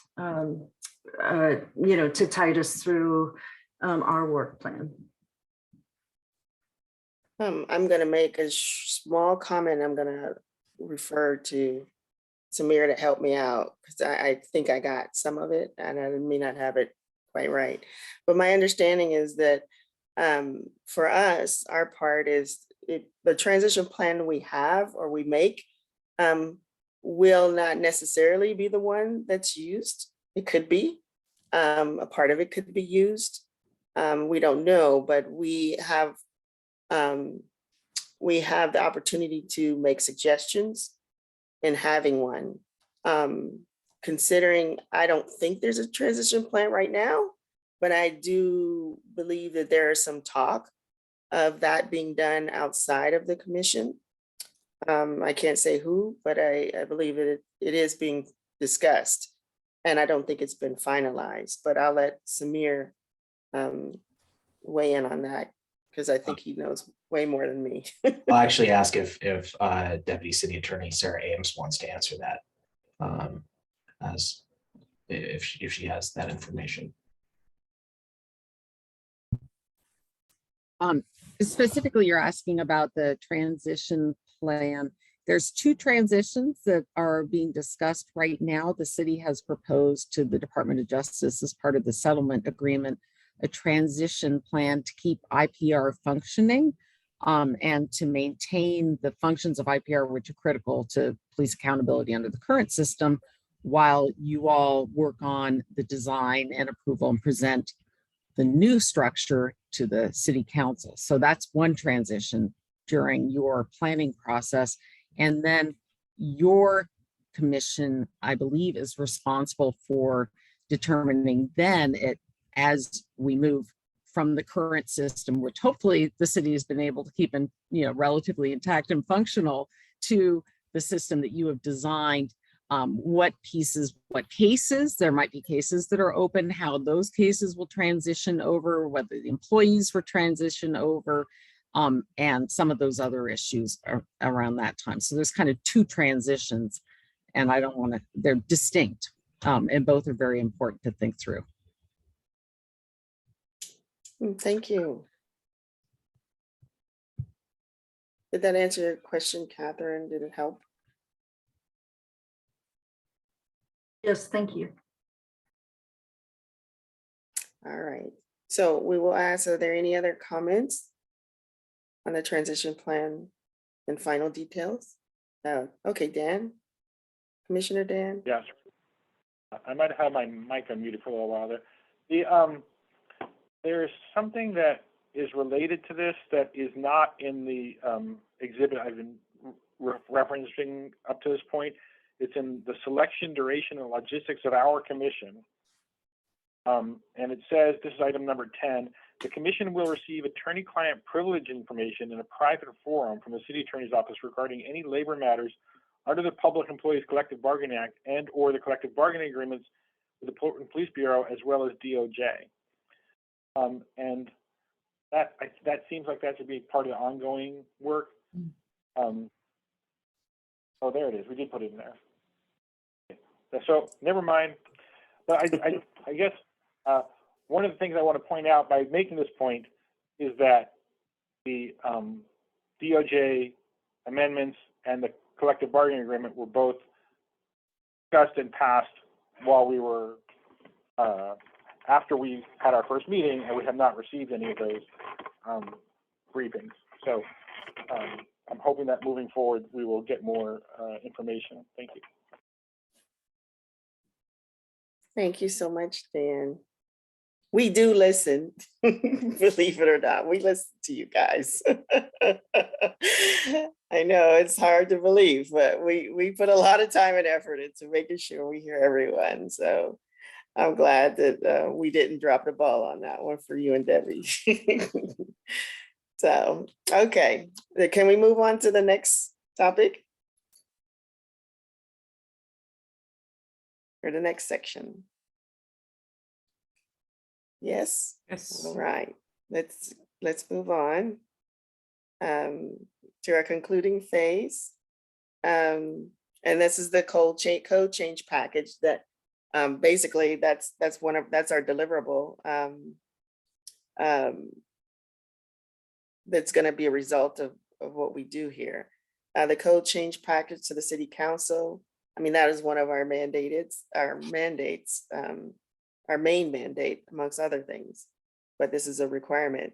Draft code language with assistance from the city attorney's office or outside counsel. Share information with stakeholders and create community support. Taking public testimony, we've got that on there already. Final commission's vote on the code package. Develop reports, present to city council. And then we have our outcomes is the final code change package and the final reports to the Police Accountability Commission. Is there anything we've missed or anything someone would like to add or adjust? No? Okay. Oh, yeah, there is Commissioner Catherine. Thank you. I just, maybe this is implicit and maybe will be addressed in our community engagement discussion, but, it feels like the sharing information and getting feedback should be happening throughout the design process. So we don't get to the end and just, inform the community of a solution that, the idea that if we engage them and we'll create support. I think we create support by dialogue and along the way. So maybe it's implicit in the ongoing task, but it just read, in the kind of work plan, it looks like we engage in the community discussion at the very end when we're all done. And I just want to be sure that we're doing that along the way. Thank you, Okay. Commissioner. So, We're waiting for them to do the proposed verbiage.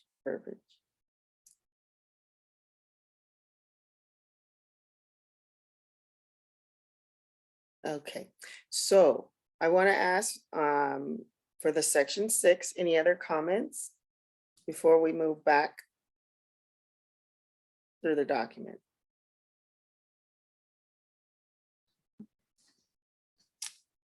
and Commissioner Sophia, Co-Chair Sophia, I think this is a very good time to take a break. I just want to remind everyone that, of course, the goal is, if possible, to pass this document too, but there is a lot of different issues or matter that we have to be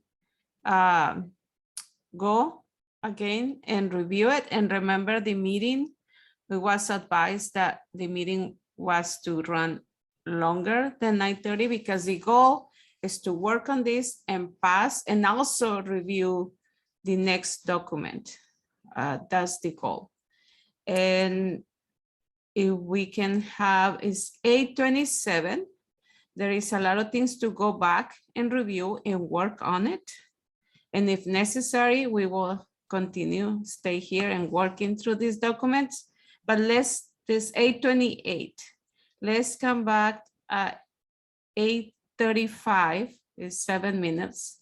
That way we're ready to work and finish with this document if possible, okay? Then come back to the meeting because we have a lot of work to do.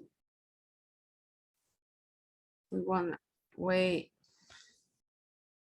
a couple of seconds. Oh yeah, this 8:35. Let's continue.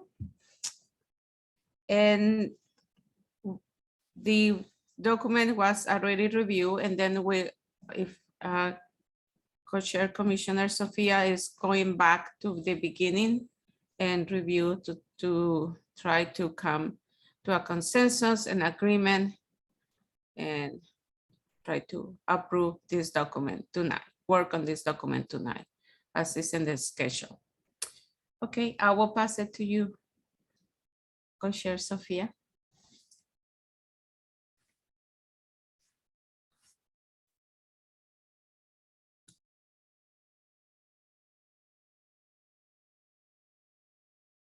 You are in mute. I'm sorry. All right, sorry about that. I'm just chatting away. What I'd like to do is go back to the document. Our goal right now is to clarify the things that we've had comments on, and then we'd like to vote on this evening if we can. My thought is, if this document is a living document, we need this document to start our work. And seeing as part of the document, there are things that we may have forgotten that are not in there. Once we start doing the work, we will find that we will have to add those. My assumption is that we're going to have subcommittees on this to work on these sections. But just to know that this is an outline of where we should go, and it's just a general roadmap. And as we get to each section, there may be more stuff that we need or things that we don't need. So just to know that as we go forward, this is just what we need to work off of. It's like an agenda. That's why it's called agenda and scope. It's just an agenda. It is not written in stone, but we have to come to an agreement to start somewhere. So that's my thought process. So if we go back to the top, I know there's some discussion on to meet the needs and concerns and desires of the community, most impacted by policing and over policing and police misconduct. So I want to ask, is there any strong opposition to having that included? I know that there's been comments, but is there any strong opposition to that? Okay, if there's no strong opposition, can we agree to keep this statement as it is? Okay, all right, thank you all so much.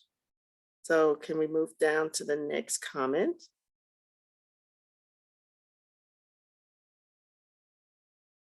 So there was a suggestion to move ongoing task up. We've made quite a few comments and changes to A through C. Is there any opposition to the edits currently on the screen?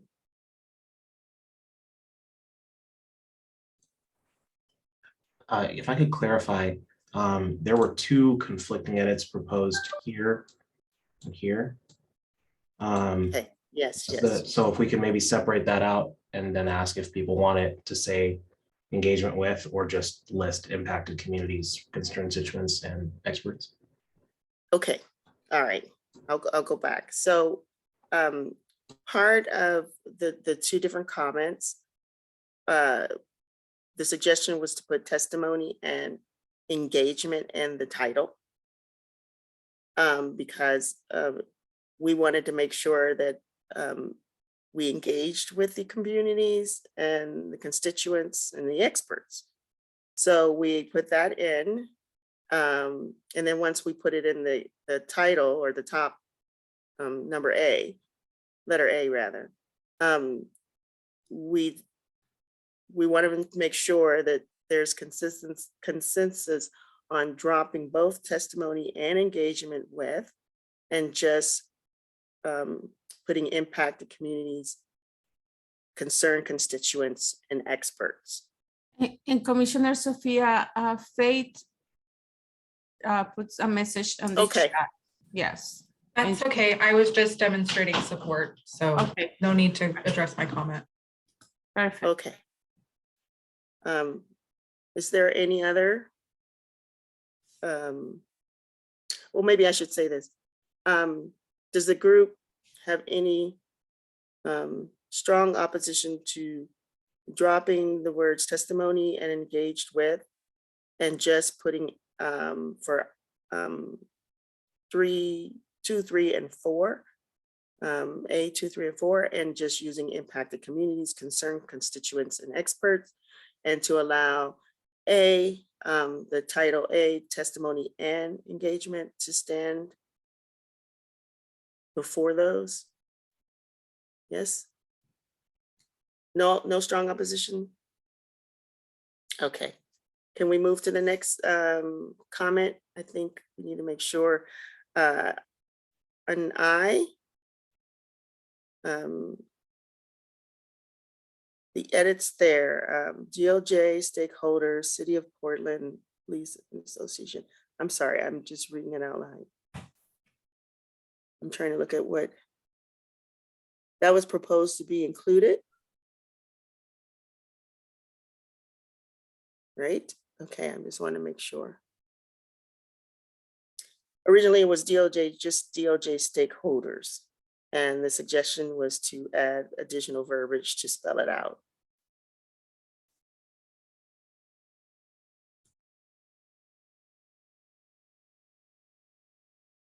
So I'm just kind of watching him move through things. So do we want to, how do you all feel about the addition of the comments? Do we want to accept the additional verbiage?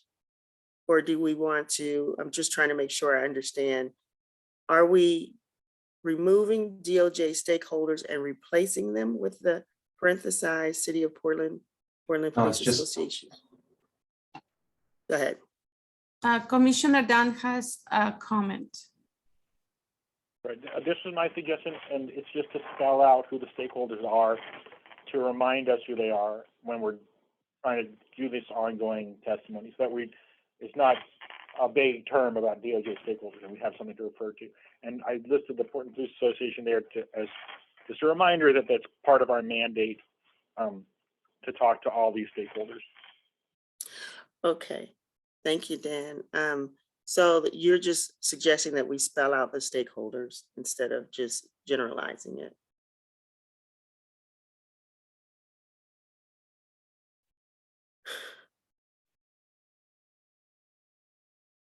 So I want to ask, I guess I'm trying to figure out how to ask the question. Do we want to leave it as DOJ stakeholders?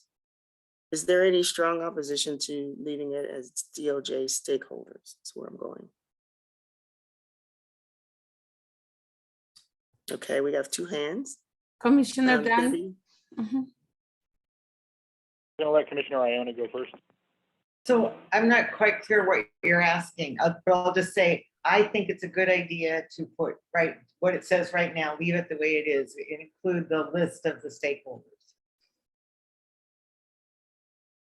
Okay, thank you, Commissioner Debbie. Dan? Yeah, and I think that the way that you phrased the other questions were, is there any objection to this new language that's being proposed? So I think in this case, I'd like to hear, is there going to be an object to the parenthetical being added? Yeah, well, I asked at the beginning title that, you know, I did use that language saying, is there any opposition to the way it was already written? So whatever, it's just the way I was using it before. So would you like, go ahead, I'm sorry. Sorry, Commissioner Monica wants to talk. Oh, I would just say DOJ stakeholders is perfect. And then listing those out, and then after Mental Health Alliance, maybe comma and others, just to be inclusive, just to not be limiting there, I think would be best. Okay, so let's Samir, can you add that, please?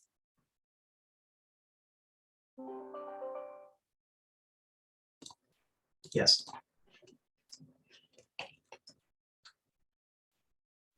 And I know it's getting late and we're getting tired, but I think you guys are working, you commissioners are working very well.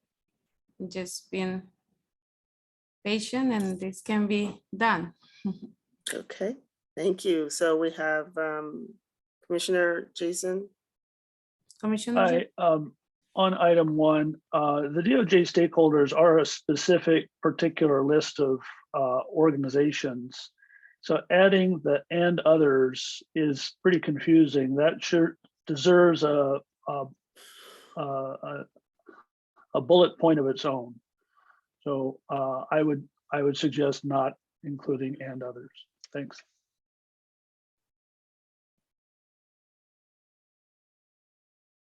All right, thank you. I see Commissioner Lavisa. Oh, you didn't. Oh, No, I was just agreeing with Jason. Okay.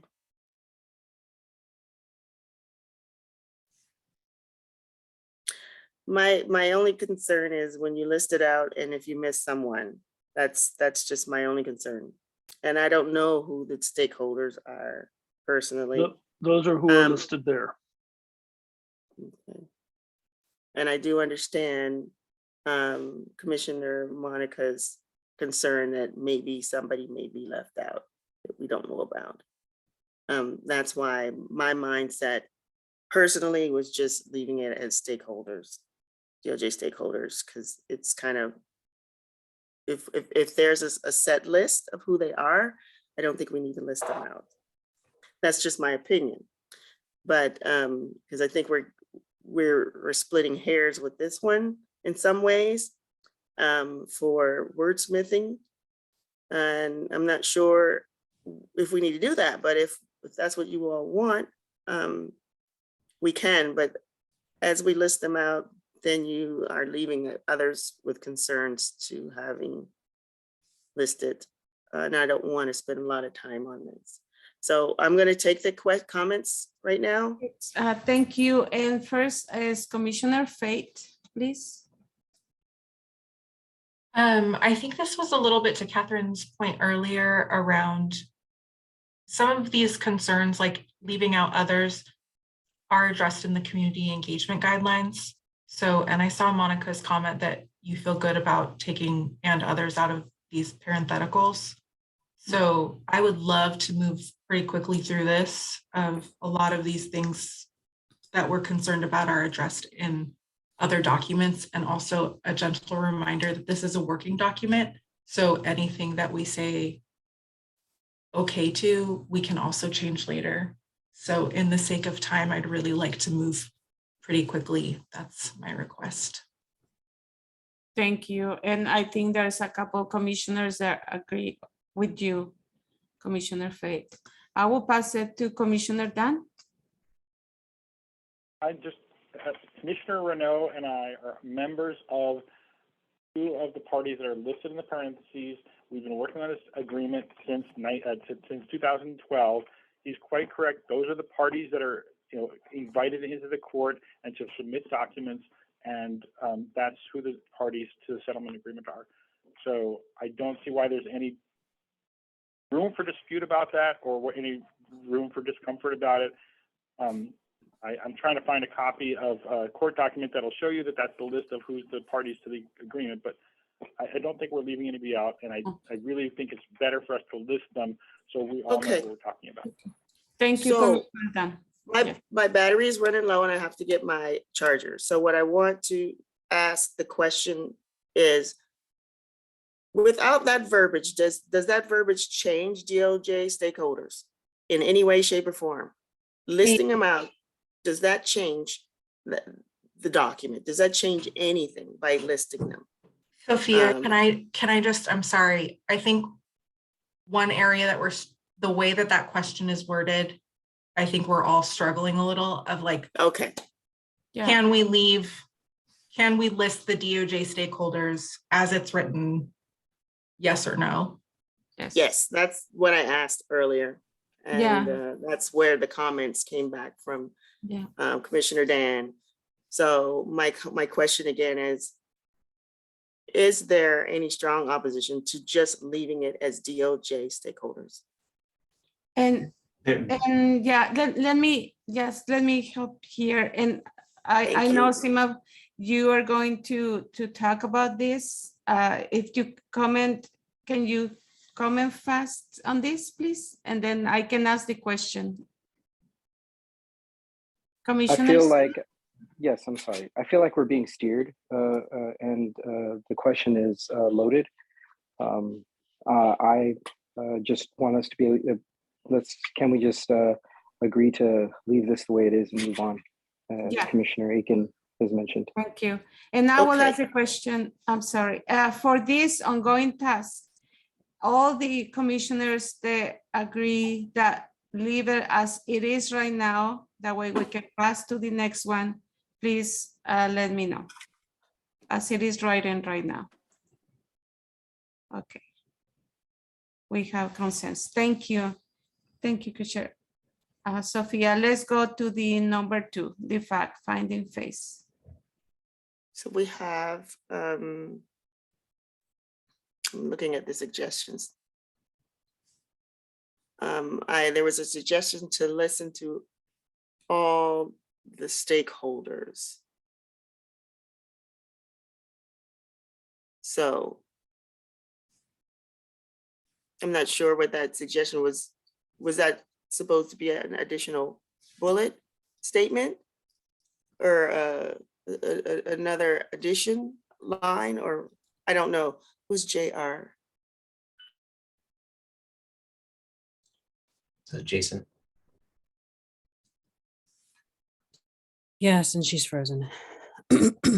Yeah, she's frozen.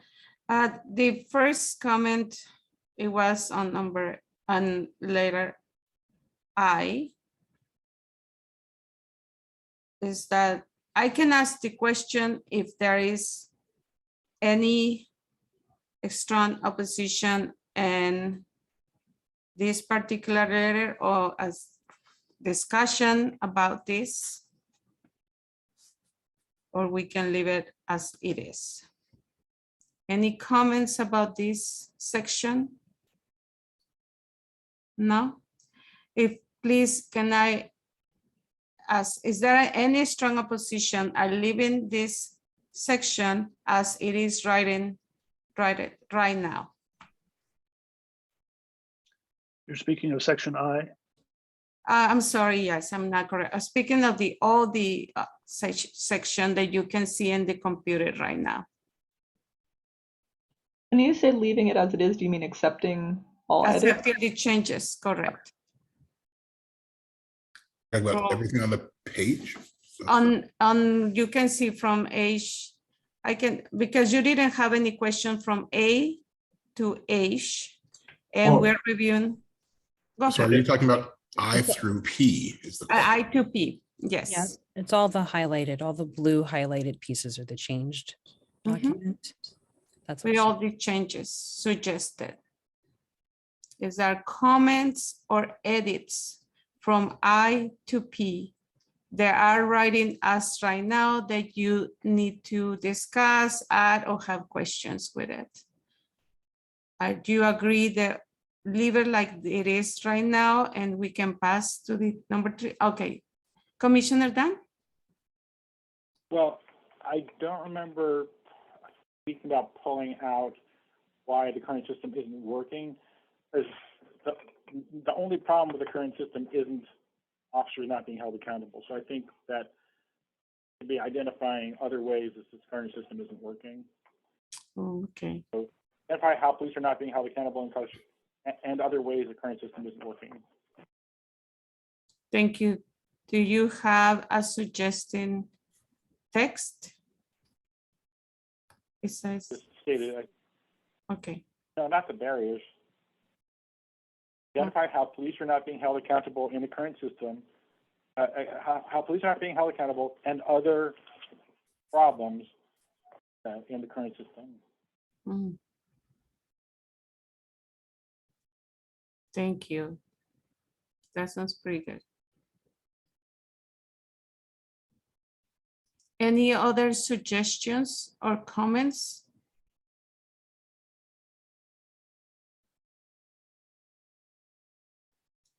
Okay, let me ask the question. Oh, I'm sorry, Commissioner Jason? I wonder if this list, there's a lot of different organizations listed here, in any way limit who we're going to listen to and who we're going to talk with. It seems that this is a small section of people interested in this issue, but there are probably many other organizations and individuals.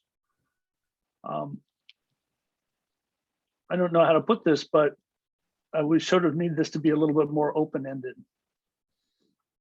And do you have like a suggestion how this will be more inclusive and open-ended? Well, I would, I think I said it before, I would not list these items, these organizations. I would, other than the ones that are required, I would just say we'll be listening to people who are interested in this issue. There's no real reason for specificity outside of the charge to the commission. Okay. Thank you. Commissioner Fate?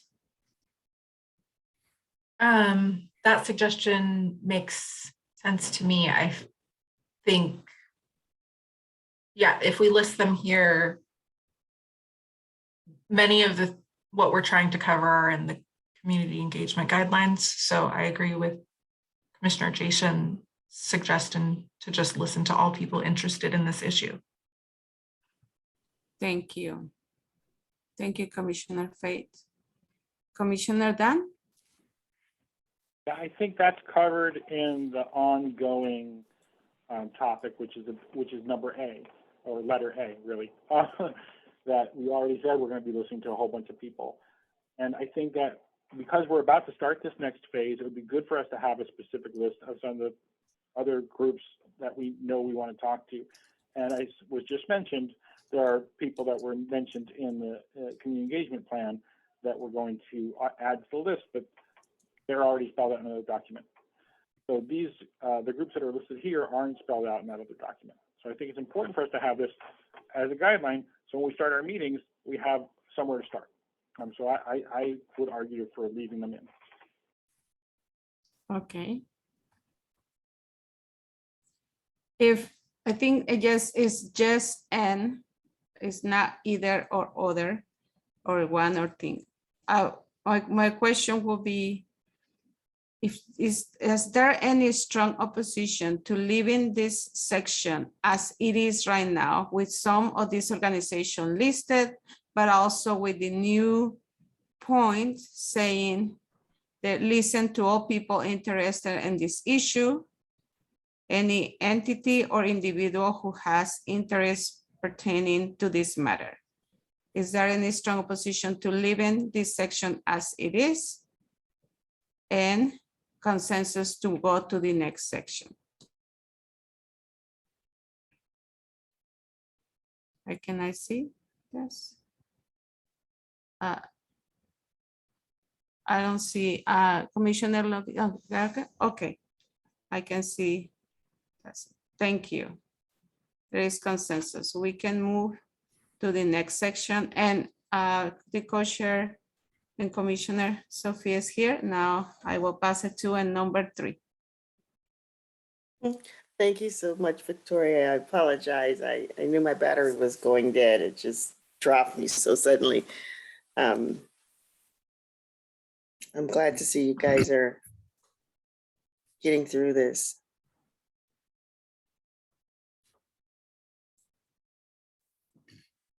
Could we possibly clean it up after we finish? Yes, we can. Well, yeah, I wanted to get this done because I think we're going to try and vote on it. And I really did want it to be clean before we did that. Well, yeah, if it's a Word document, you just hit, hide changes. So, I mean, it's pretty easy to, but anyway. Yeah, I'm not doing the changes, so I'm not gonna say anything. I'm not real quick at that stuff. Okay, guys. Just converting the strike throughs to track changes is all, to make sure that it's clear. That was all. Okay, thank you. Thank you, Samir. And I see, well, you can ask because the order and number 3 doesn't have any suggestions, any changes, and it will be easy to move to the follow one. And I will ask that question and then we can move to the 4. But I will ask the question, is there any edits or question or suggestions in number 3? Is there any opposition, a strong opposition to leave number 3 as it is right now? Can I have a consensus to pass to number 4? Okay. Connie, please. Oh, no, Connie already, I noticed. Sorry. Connie. Okay. Yes. Okay. Number 4 then, and I will pass it to the co-chair. Okay, we had a couple additions, the onboarding process for training. We had some extra verbiage to list the IPR, IA, etc. I added the attorney's staff. And the other edit was the budget was at least 5% of PBB budget. So those were the suggestions. I'm trying to make sure I ask the question right. Is there any strong opposition to the document with the added verbiage and changes?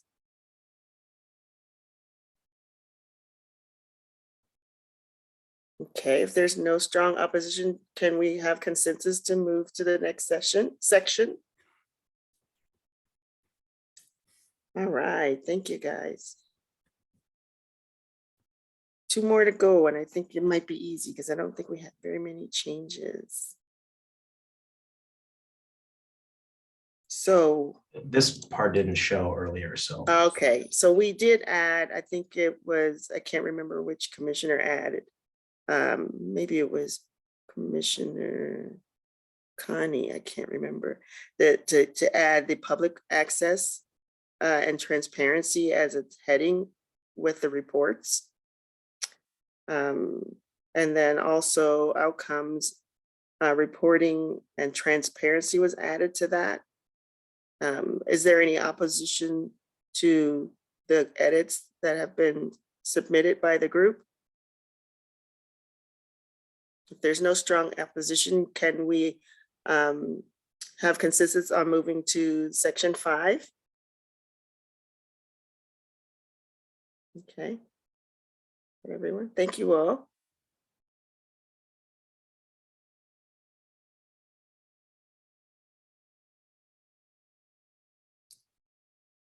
There weren't any changes to section 5 or comments.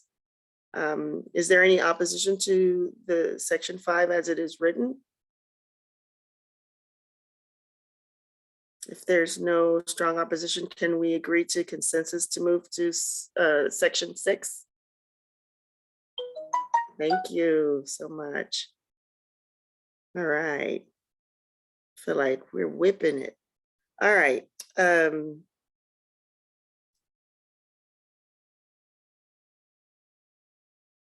So I'm looking at the comment. I, it says take public testimony.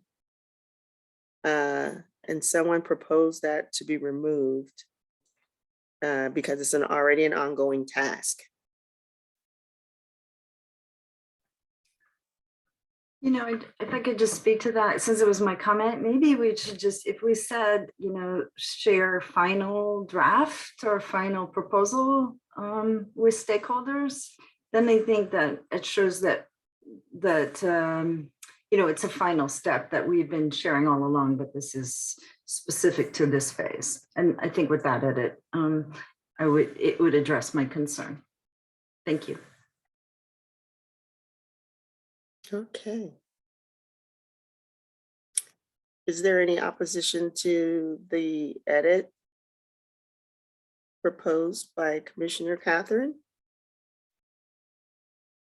If there's no, okay, Dan?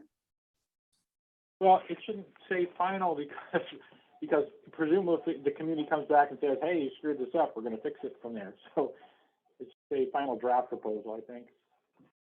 Or, yeah, yeah.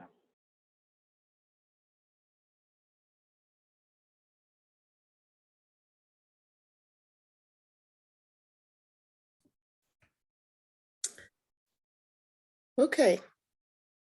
Are there any strong oppositions to the addition made by Dan, Commissioner Dan? If not, can we vote for consensus to go through? I'm sorry, go ahead. We cannot vote now. I'm sorry, not vote. I'm sorry. No, it's the wrong okay. term. We will go to public comment, and then after public comment, we can vote on the approval of the document. Oh, okay. I was just approving the section, but that's okay. Go no ahead. worries. No worries. We do need to go to public comment as well. Yes. But I just want to have consensus that, okay, the number 6 section is, okay, it's approved. Okay. Then we will go to public comment. I don't know, we need to see the slide of public comment. Otherwise, what we need to remember is that we will invite the public to make a comment on the matter that we just discussed. Every person, an agenda on the draft of the agenda and the scope. And then the next. With the potential public comment on draft agenda and scope. And I just waiting for the other slide. The other slide pretty much say that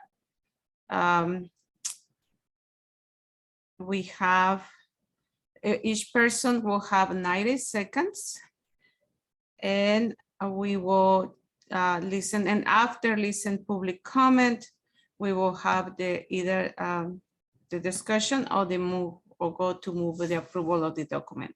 I will invite the public comment to do it now. If you can raise your hand, that way we know you want to make a comment on this matter, please.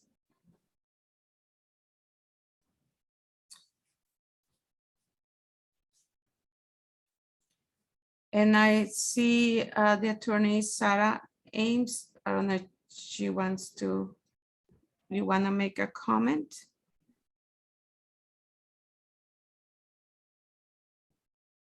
And I see Dennis. Okay. Dennis, please, you want to make a comment? We're ready for you.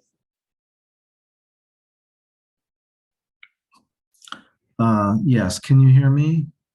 Yes, we can. Yes, thank you. I did not intend to make a comment. I apologize for that. I'm the compliance officer, Coco. But we're here and our staff is here to listen to your progress, and we wish you well in this endeavor. I think this is very important. And as the compliance officer, of course, our job is to make sure that the terms of the settlement agreement are met in this process of transition. And so and we're happy to give you our opinions and expertise along the way if you want us to. Thank you very much. That's very well appreciated. Thank you very much, Denise, for your comment. We appreciate it. Is there anybody else from the public that would like to make a comment?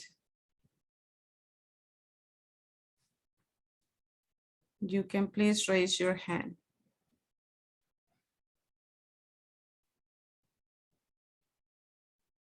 Okay, I don't see anybody else from the public making a comment. Then I will read the last question. And it's a screen share slide 15. We can go to this slide, but I can't read it. Just a moment. Okay. Yeah, it's not you disabled it, it's not working. It's okay, don't worry about it. I can read it. Say, oh, it's here.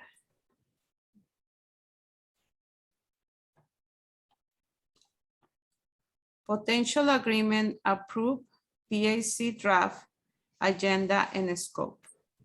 And they say the commission has completed discussion of this document and on the agenda. And now we will discuss whether the commission should approve this document with all the changes we have made today incorporated into the text. There is a potential agreement document that was circulated that gives some context as to this decision. Before seeing that there is the consensus around approving these documents, well, we're already here about the public, I'm sorry, we're already here from the public. Now, is there any final tweaks that we have on the document?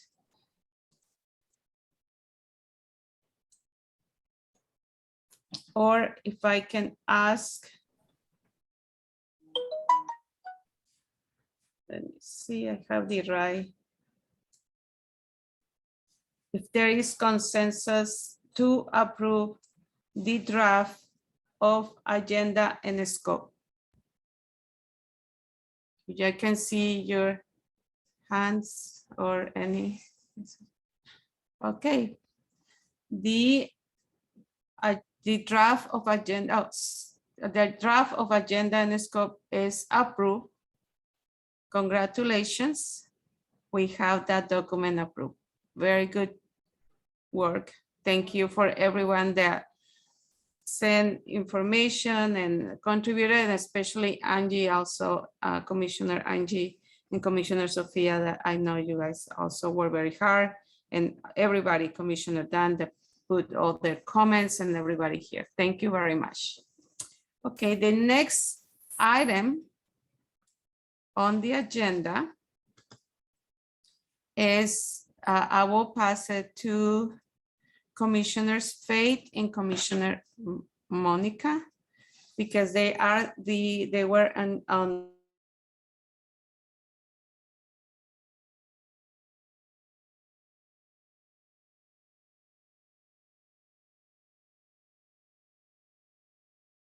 I think we can move pretty quickly through this because we did not get any edits by email. So we'll go through the sections so that they're on record.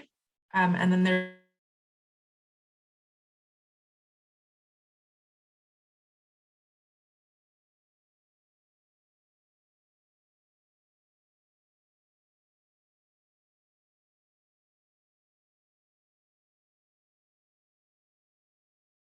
Since it's in the agenda that we need to be brief, we need to be become facilitator, and if we make a comment or an addition on edit, it's better that we put what kind of text or information we would like to see. Thank you, Commissioner.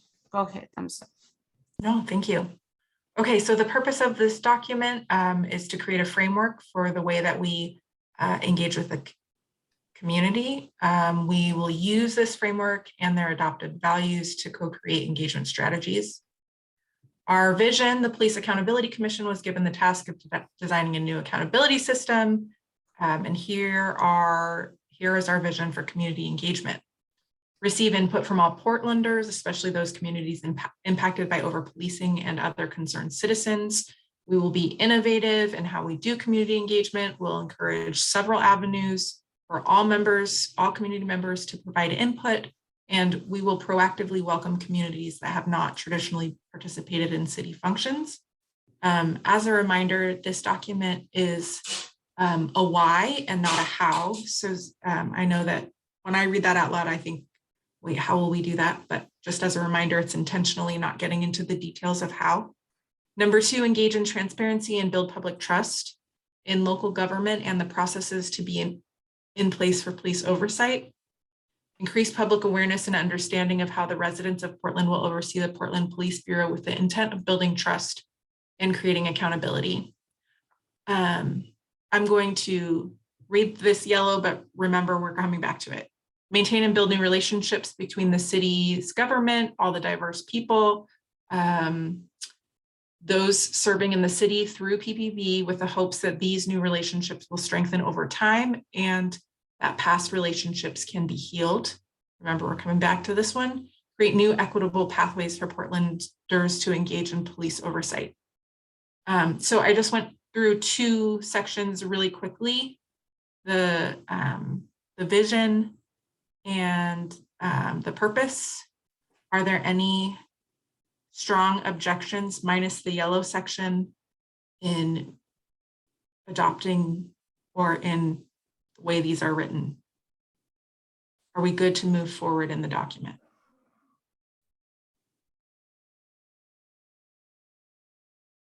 I see some hands. Are we good to move forward in the document? Okay, great. Cool. Okay, moving forward. Values and guiding principles of community engagement. The Community Engagement Subcommittee of the Police Accountability Commission identified values that inform our community engagement strategies. These values will underpin future engagement with the community. Honor the time and perspectives of communities most impacted. Ensure the design, organization, and convening of engagement serves a clearly defined purpose and the needs of the participants. Prioritize equity in all strategies by welcoming diverse people, voices, ideas, and information. Center the experience of those who have historically been the most impacted. Treat communities with a trauma-informed lens and acknowledge the perceptions and behaviors are often a result of historical trauma and harm. Create engagement spaces that prioritize shared goals and collaboration, actively acknowledge personal biases and opinions to better listen with openness and curiosity. Allow communities to be their own experts, engage transparently and build trust, be clear and open about the process, provide a public record of the organizers, sponsors, outcomes, and range of views. Commit to action, ensure each engagement effort has real potential to make a difference and that participants are aware of how their perspectives and experiences will contribute to the work of the commission. Are there any strong objections to values and guiding principles? Are we good to move forward in the document? Cool.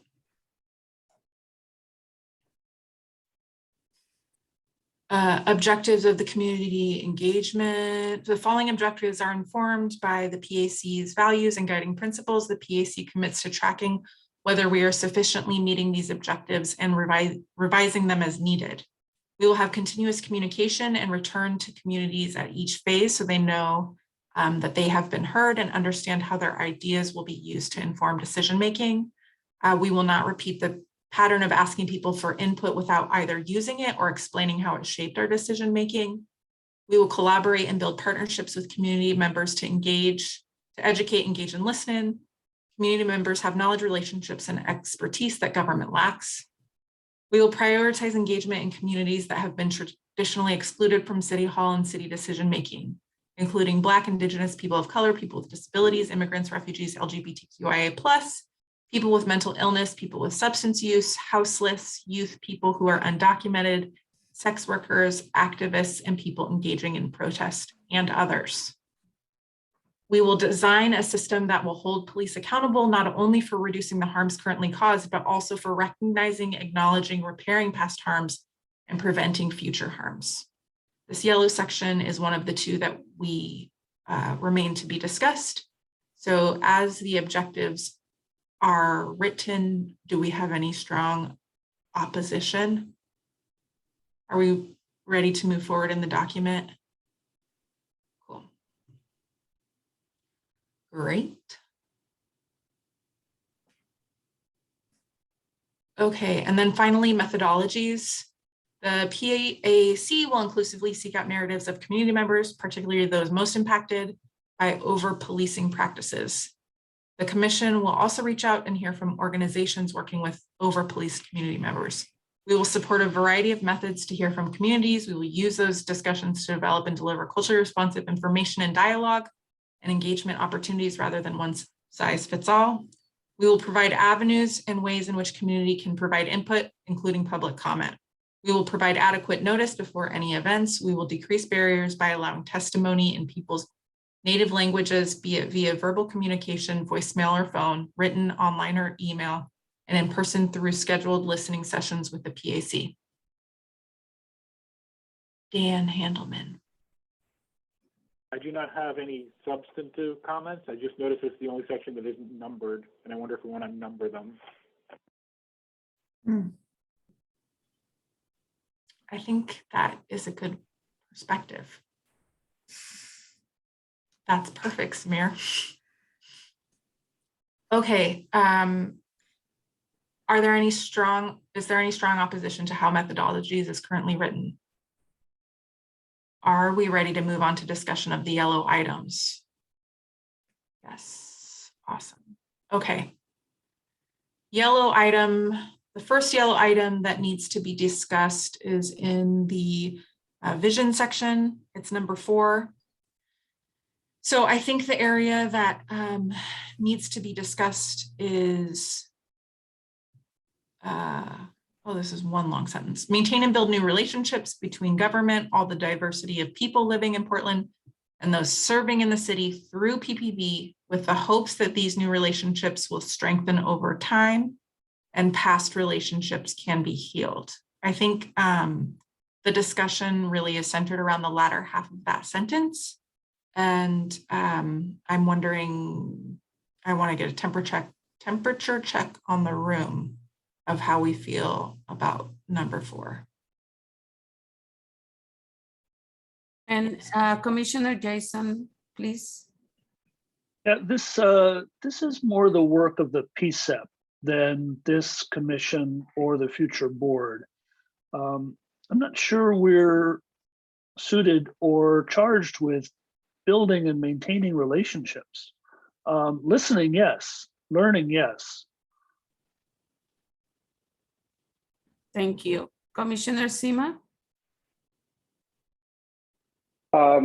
Jason actually took most of the words out of my mouth. Completely agree with what Jason said. And then again, you know, I think it's not necessarily building relationships, it's about building trust. And I think we have that in somewhere else. I think we've discussed this before, so not sure if this text is needed. Yeah, And right there, number 2. Let me ask Commissioner Sima, do you recommend to take the number 4 out as Commissioner Jason suggested? Correct, I recommend striking it. Okay, thank you. Commissioner Sophia? I just wanted to make a comment that it is a vision. It's not something that we're saying we can do or can do, but it is a vision for the commission. So I just wanted to point that out, that maybe it's not a charge for us, and also the specific charge says we can have others as well. So it doesn't say that we have to do this in particular, but it says that we can do other things. And then the other point I'm just trying to make is that it isn't a vision. It is a vision, and visions are something to strive for. It doesn't mean you're going to actually achieve it. So that's my only comments there. Thank you, Commissioner Sophia. Understanding you would like to keep it. I'm asking people to consider that Okay. portion of it. Because I think it is just a vision. That's my point. Okay, thank you. Commissioner Eric?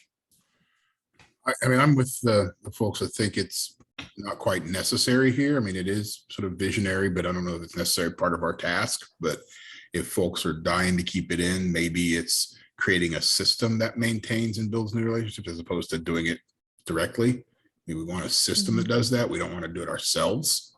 You know, it's not really our job, but if the system we design does that, then I think that's a win. So maybe that's a compromise to keep everybody comfortable. Thank you, Commissioner Eric. Commissioner Sima, I see your hand. You wanna comment again? Or? Sorry, I forgot to lower it. Okay. Then the question here will be either to maintain it with the suggestion Commissioner Eric suggested, or to take it. Is there a strong opposition to remove number 4 from the our vision? Commissioner Sophia? I don't have strong opposition. I just would like to see Commissioner Eric's edits in there, and then to put it before the commission again, see if that has changed anything. Okay, so it sounds like it's create a system that prioritizes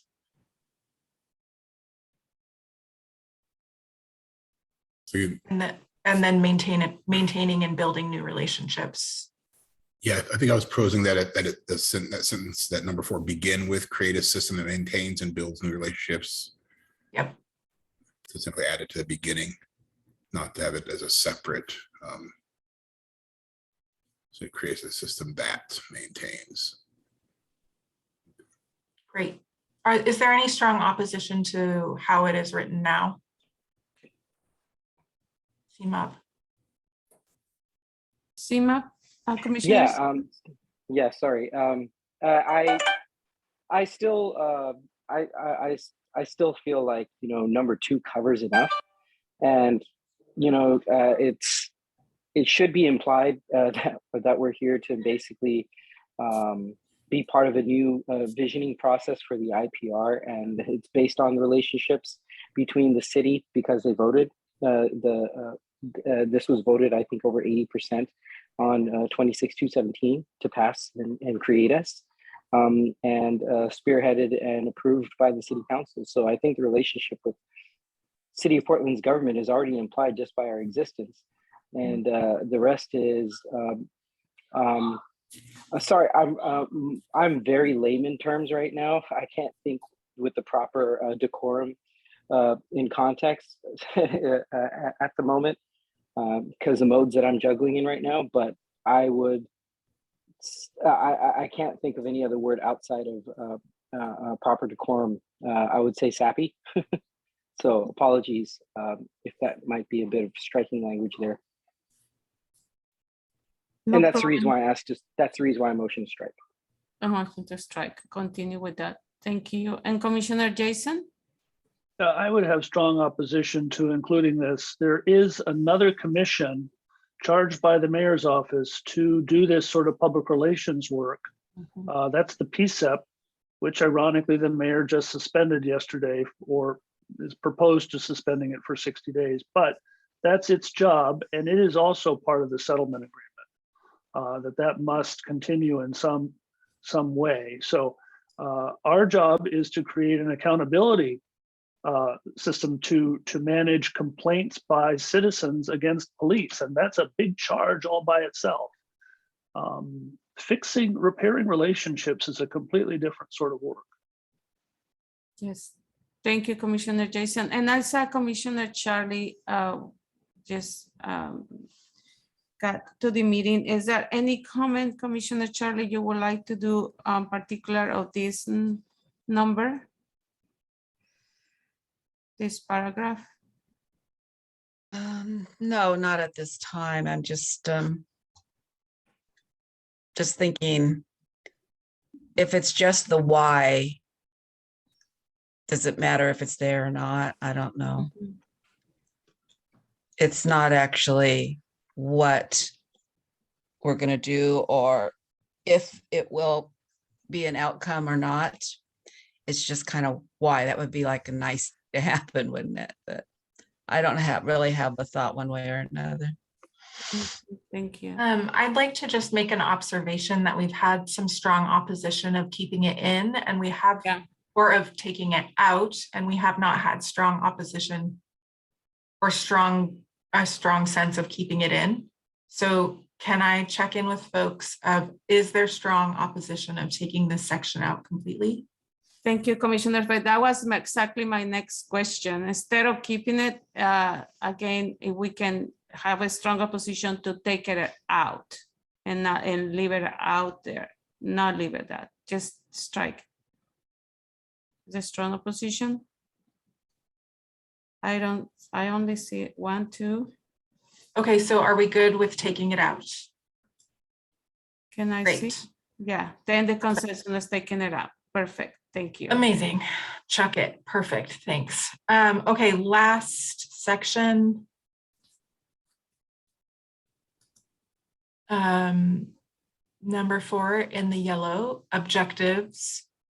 We will design a system that will hold police accountable, not only for reducing the harms currently caused, but also for recognizing, acknowledging, repairing past harms, and preventing future harms.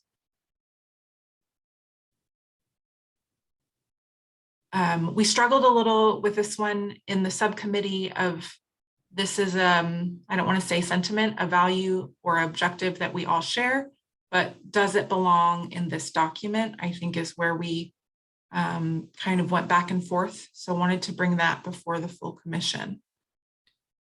And Commissioner Jason is ready to comment. Commissioner Faith, could you explain to me what you mean by past harms? Does this mean complaints that have already been filed and perhaps decided upon that you think should be, or maybe the complainant believes should be reheard? Or does this mean some sort of more amorphous past harm? Yeah, I think that this was Commissioner Charlie's recommendation, and I see that your hand's up. So Commissioner Charlie, if you want to respond to that. Yes. So, and I used that flow chart that was given to us just recently, and followed it to the point where it looks like it belongs in the values. And what it's taught, what I was suggesting is that, not what you're asking, Jason, but I think any little improvement we make in this system is a form of reparations. That's how this came up. And as well as reconciliation, like changes that are going to be lasting. And reparations, aren't just like monetary and land back and honoring treaties, etc. But it's kind of a form of repairing harms done by making change. And so that was what I was hoping to get in there. And if it doesn't belong here, as long as it's somewhere. And again, the flow chart pointed to values. Thank you, Commissioner Charlie. And I will pass it to Commissioner Jason. And then thank you, Commissioner Charlie. That explains quite a bit to me. I'm still pretty concerned about it, though, because it does make us somewhat responsible for a very particular outcome, which is to hold police accountable for things uncertain which have happened in the past and things uncertain that will happen in the future. And that's very difficult to do successfully. I just don't know how. I can't conceive of a system that would actually do that.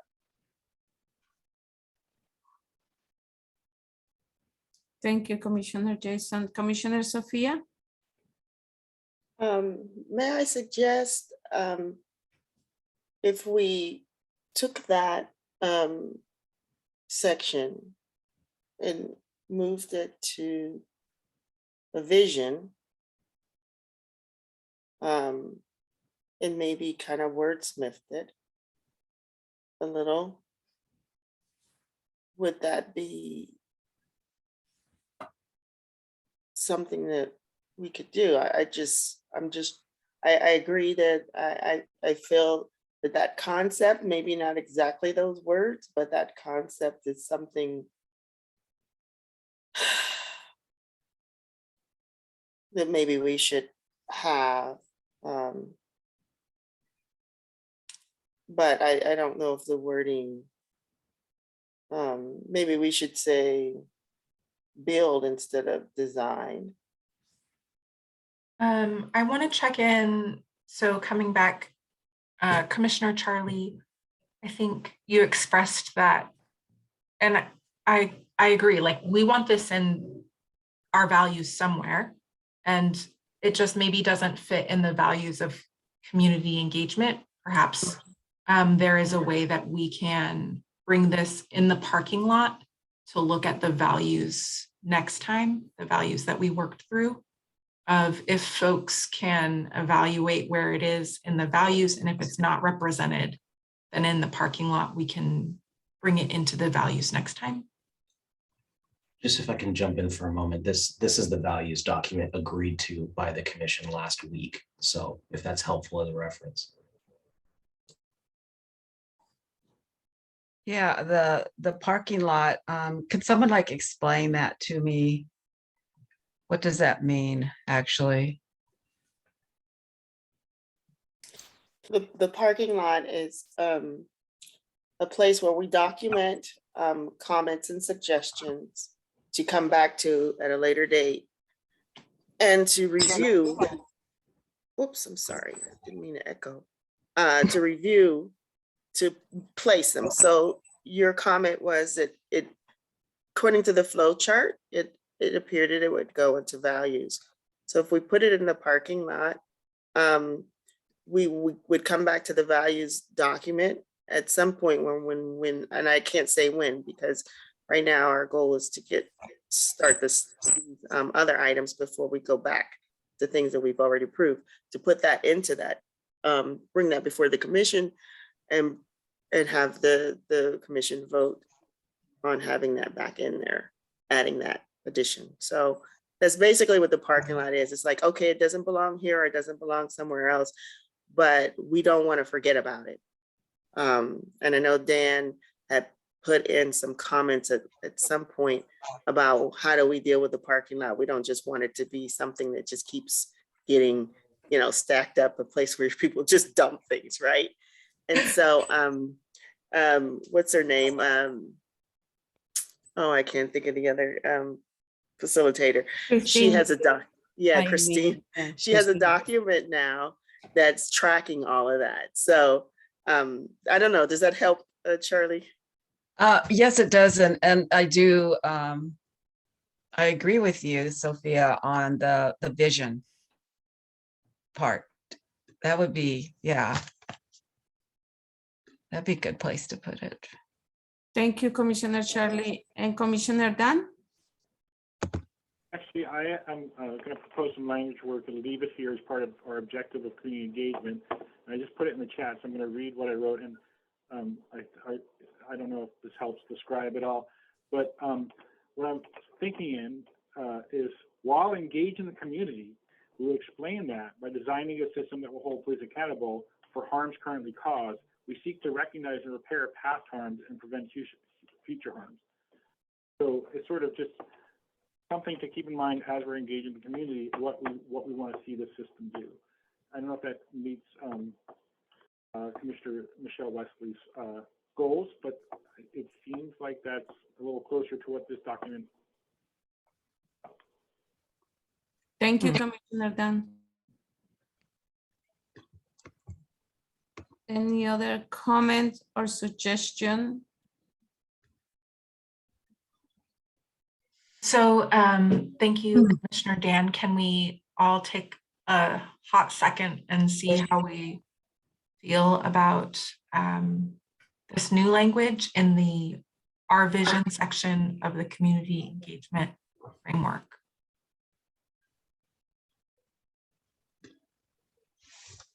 Sorry, I'll read it out loud. While engaging the community, we will explain that by designing a system that will hold police accountable for harms currently caused, we seek to recognize and repair past harms and prevent future harms.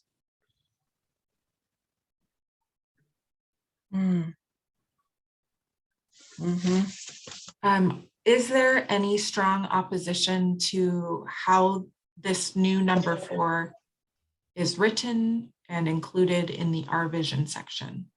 And before Faith, Commissioner Faith, Commissioner Sophia has her hand. Oh, Judith, you forgot to turn your hand. Okay, sorry. And Commissioner Eva also wrote something, and I don't know if it says goes to this.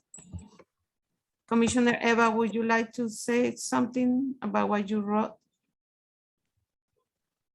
I was just trying to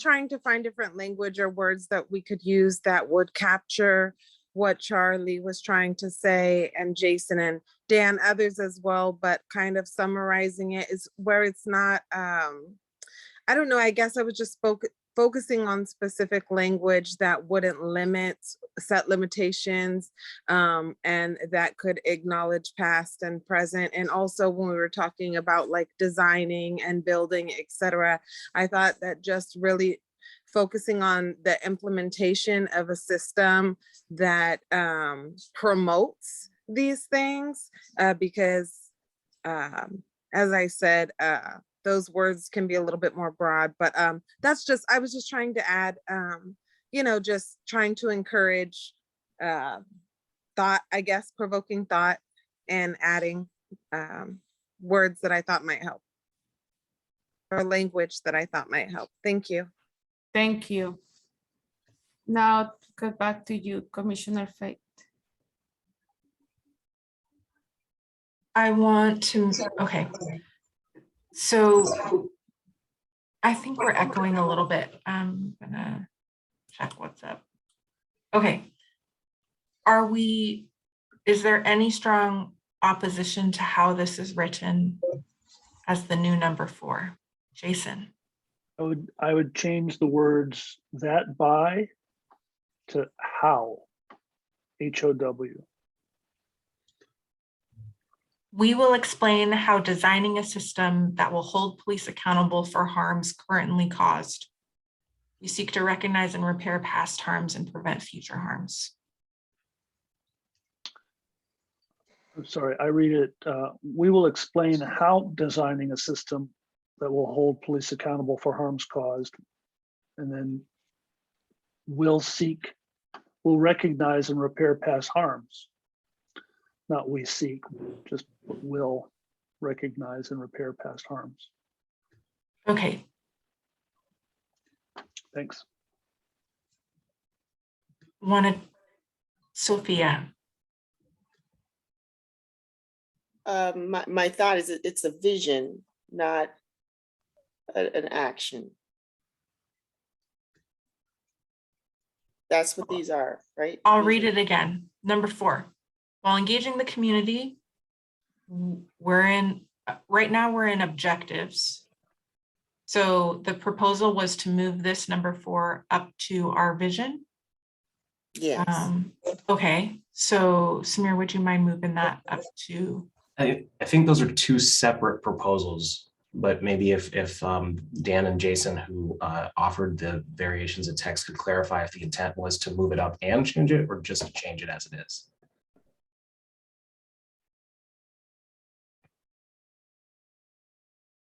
Move it and change it.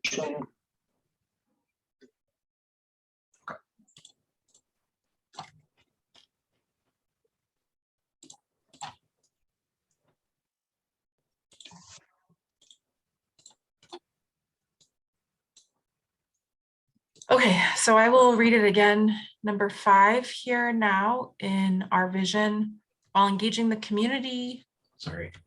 we will maybe it's my microphone. We will explain how designing a system that will hold police accountable for harms currently caused will recognize and repair past harms and prevent future harms. To me, that sounds bumpy. Can I ask a follow-up question, Sophia? Do you feel okay with it being a little bumpy? Or Yeah, I get, yeah, when I say bumpy, meaning I explain how designing a system will hold police accountable for harms currently caused will recognize, it just doesn't, it's not congruent. It's like it's missing something. You go from how and then will recognize. But you're not saying how designing a system that will hold police accountable for harms currently caused will recognize. It's not, it doesn't go together. You say one way how, and then you say will. You're not saying how. That's why I was saying it's bumpy. It just doesn't, it doesn't make sense with the word how. I liked it better the way it was. It just made more sense, because when you say how, you're not really explaining how, you're just saying how. So when I say bumpy, I mean it just doesn't, it doesn't make any sense the way it's written now. Charlie? Yes, so, this is not my area of expertise, this wordsmithing stuff, but I was wondering if you could revisit what Commissioner Tersa presented, because that really sounded more along the lines of what I was thinking. It might fix this wording.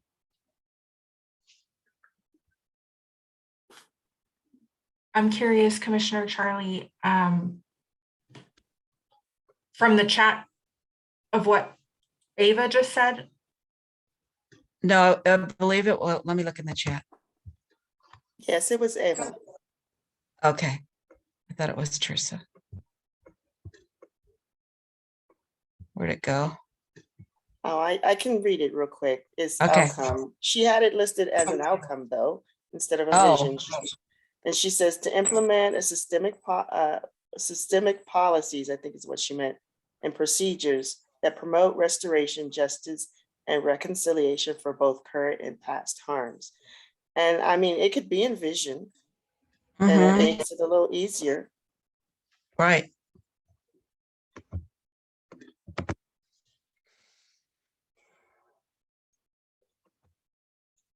Dan? I'm trying to figure out how this fits together at this point. Yeah, I feel like we're kind of group wordsmithing at 9:45 at night. Can I make a suggestion? If we just use your intro, Dan, while engaging the community, we will work to implement a system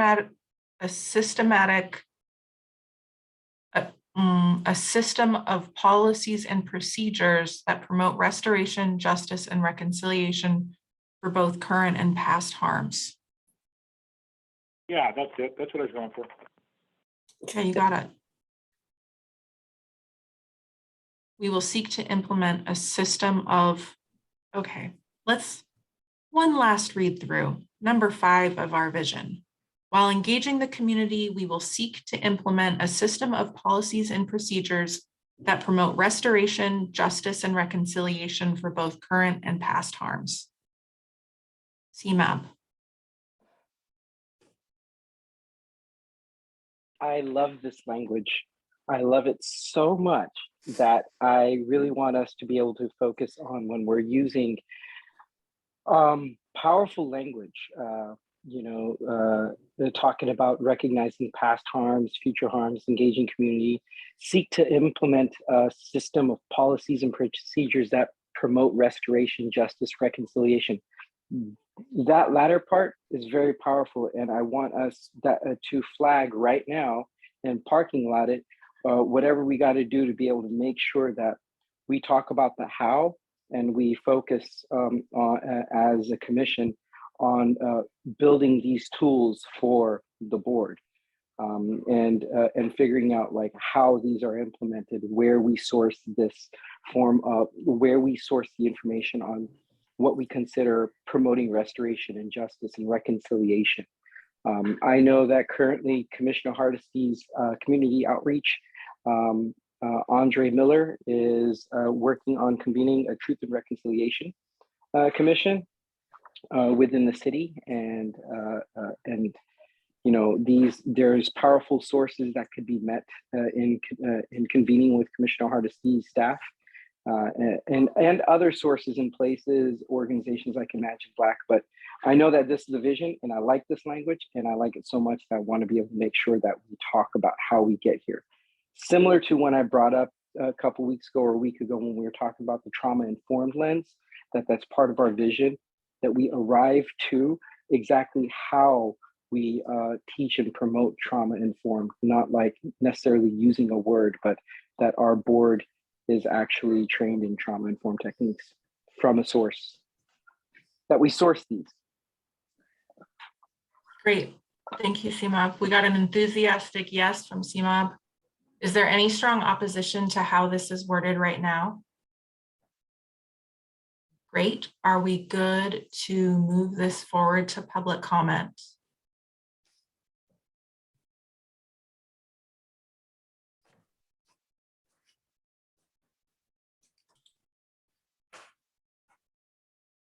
All right, Victoria, you're still muted. Oh, yes, thank you. Before we take this, approve this document, we have to move to public comment. And at this moment, I will invite the public to make any comments about the draft of community engagement framework. Please keep your comments to 90 seconds. And please raise your hand. That way we know you want to make a comment on the discussion of the community engagement framework. Thank you.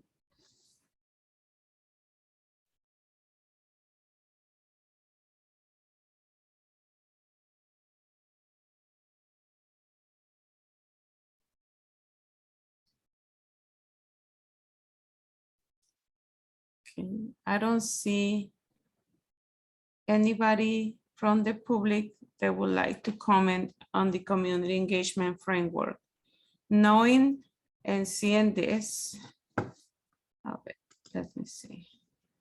Please, I want to ask the commissioners if you are ready to approve the PAC draft community engagement framework as it is, with the comments and the edits and the suggestions that you made tonight. Please, can you raise your hand? Okay, congratulations. The PAC draft community engagement framework is approved. Thank you very much. Very good job. And especially thank you to Commissioner Monica and Commissioner Faith and everybody that participated in this subcommittee. You should be very proud. Thank you. Then we can move on the last thing in the agenda. And I see Commissioner Connie and Commissioner Sima have their hands raised. I don't know if they have comments. No? Okay. Nope, another accident, sorry. It's okay. We go to the last thing in the agenda is the conclusion. And we're gonna ask Ayomire to share with us the parking lot recap.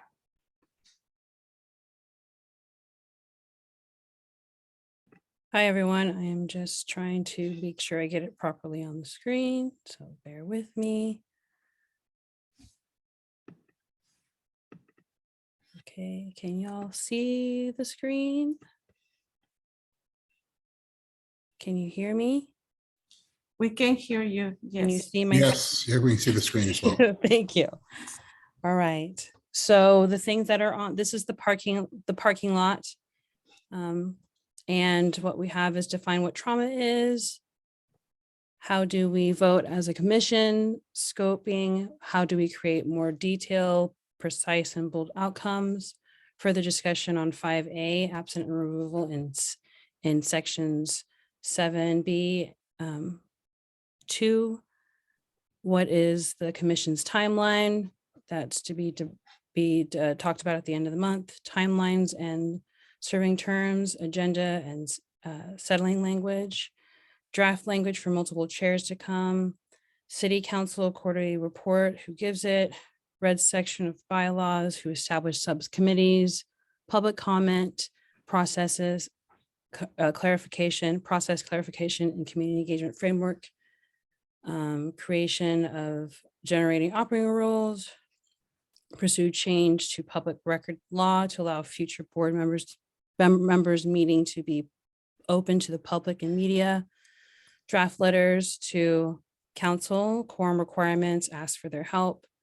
How do we discuss on an issue, how co-chairs will gravel on an issue and when to close it, define gross violation of operating procedures, when it is time to cut off discussion, how many tries do we need to take to get consensus, add always fighting oppression, and then procedures for trauma-informed commission members, reparations, reconciliation discussion, several mental health, severe mental illness and houselessness and their interactions with police. And then the new ones, basically community engagement member, basically respect community council members' communication boundaries. I think that was one that wanted to be put on. The discussion of the recent city council meeting, and then how the board will promote restoration, justice, and reconciliation, both current and past harms. And that will be added on to this document. I have it written down here as your parking lot items. Thank you very much, Ayomide. And I will say some of these elements that are already discussed and we already clarified. Yes. And there will be some that, I mean, there was gonna be a cleaning of these items that is very clear for the commissioners. What of the things on the parking lot needs to be discussed.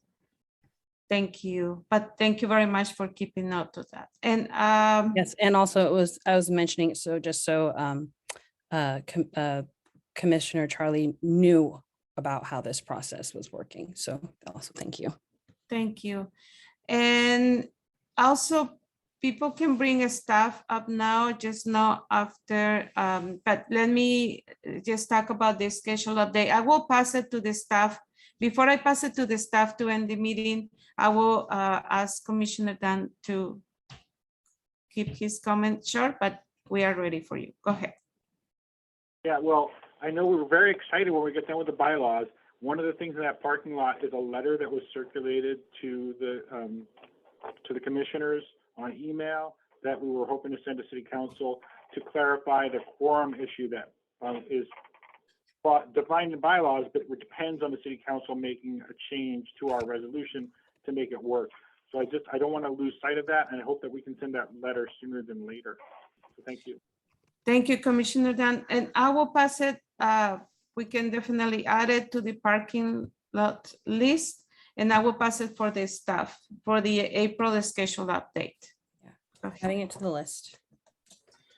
Thank you. So as indicated at the beginning of, well, first, congratulations to the members of the commission for concluding the work, all of the designated outcomes for the organizational phase of work.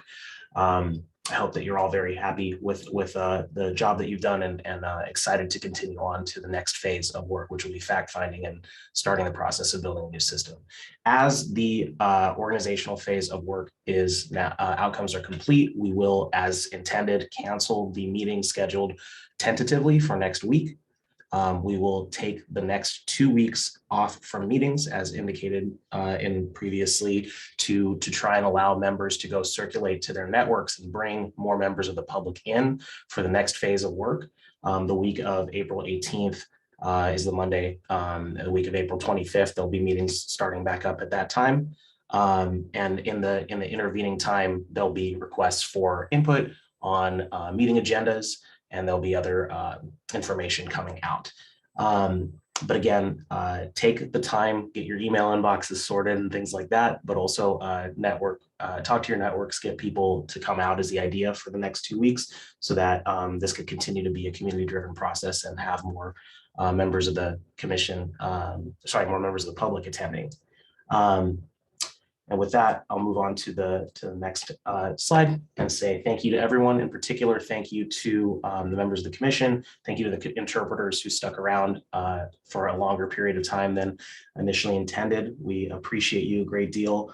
Thank you to the members of the public for being here and contributing. I saw there was a Q&A that was contributed and also public comment and all of that. You can sign up for email updates on the commission's work at tinyurl.com/PortlandPAC updates. And with that, we will conclude the meeting. Thank you all very, very much. Thank you all so much. Been such great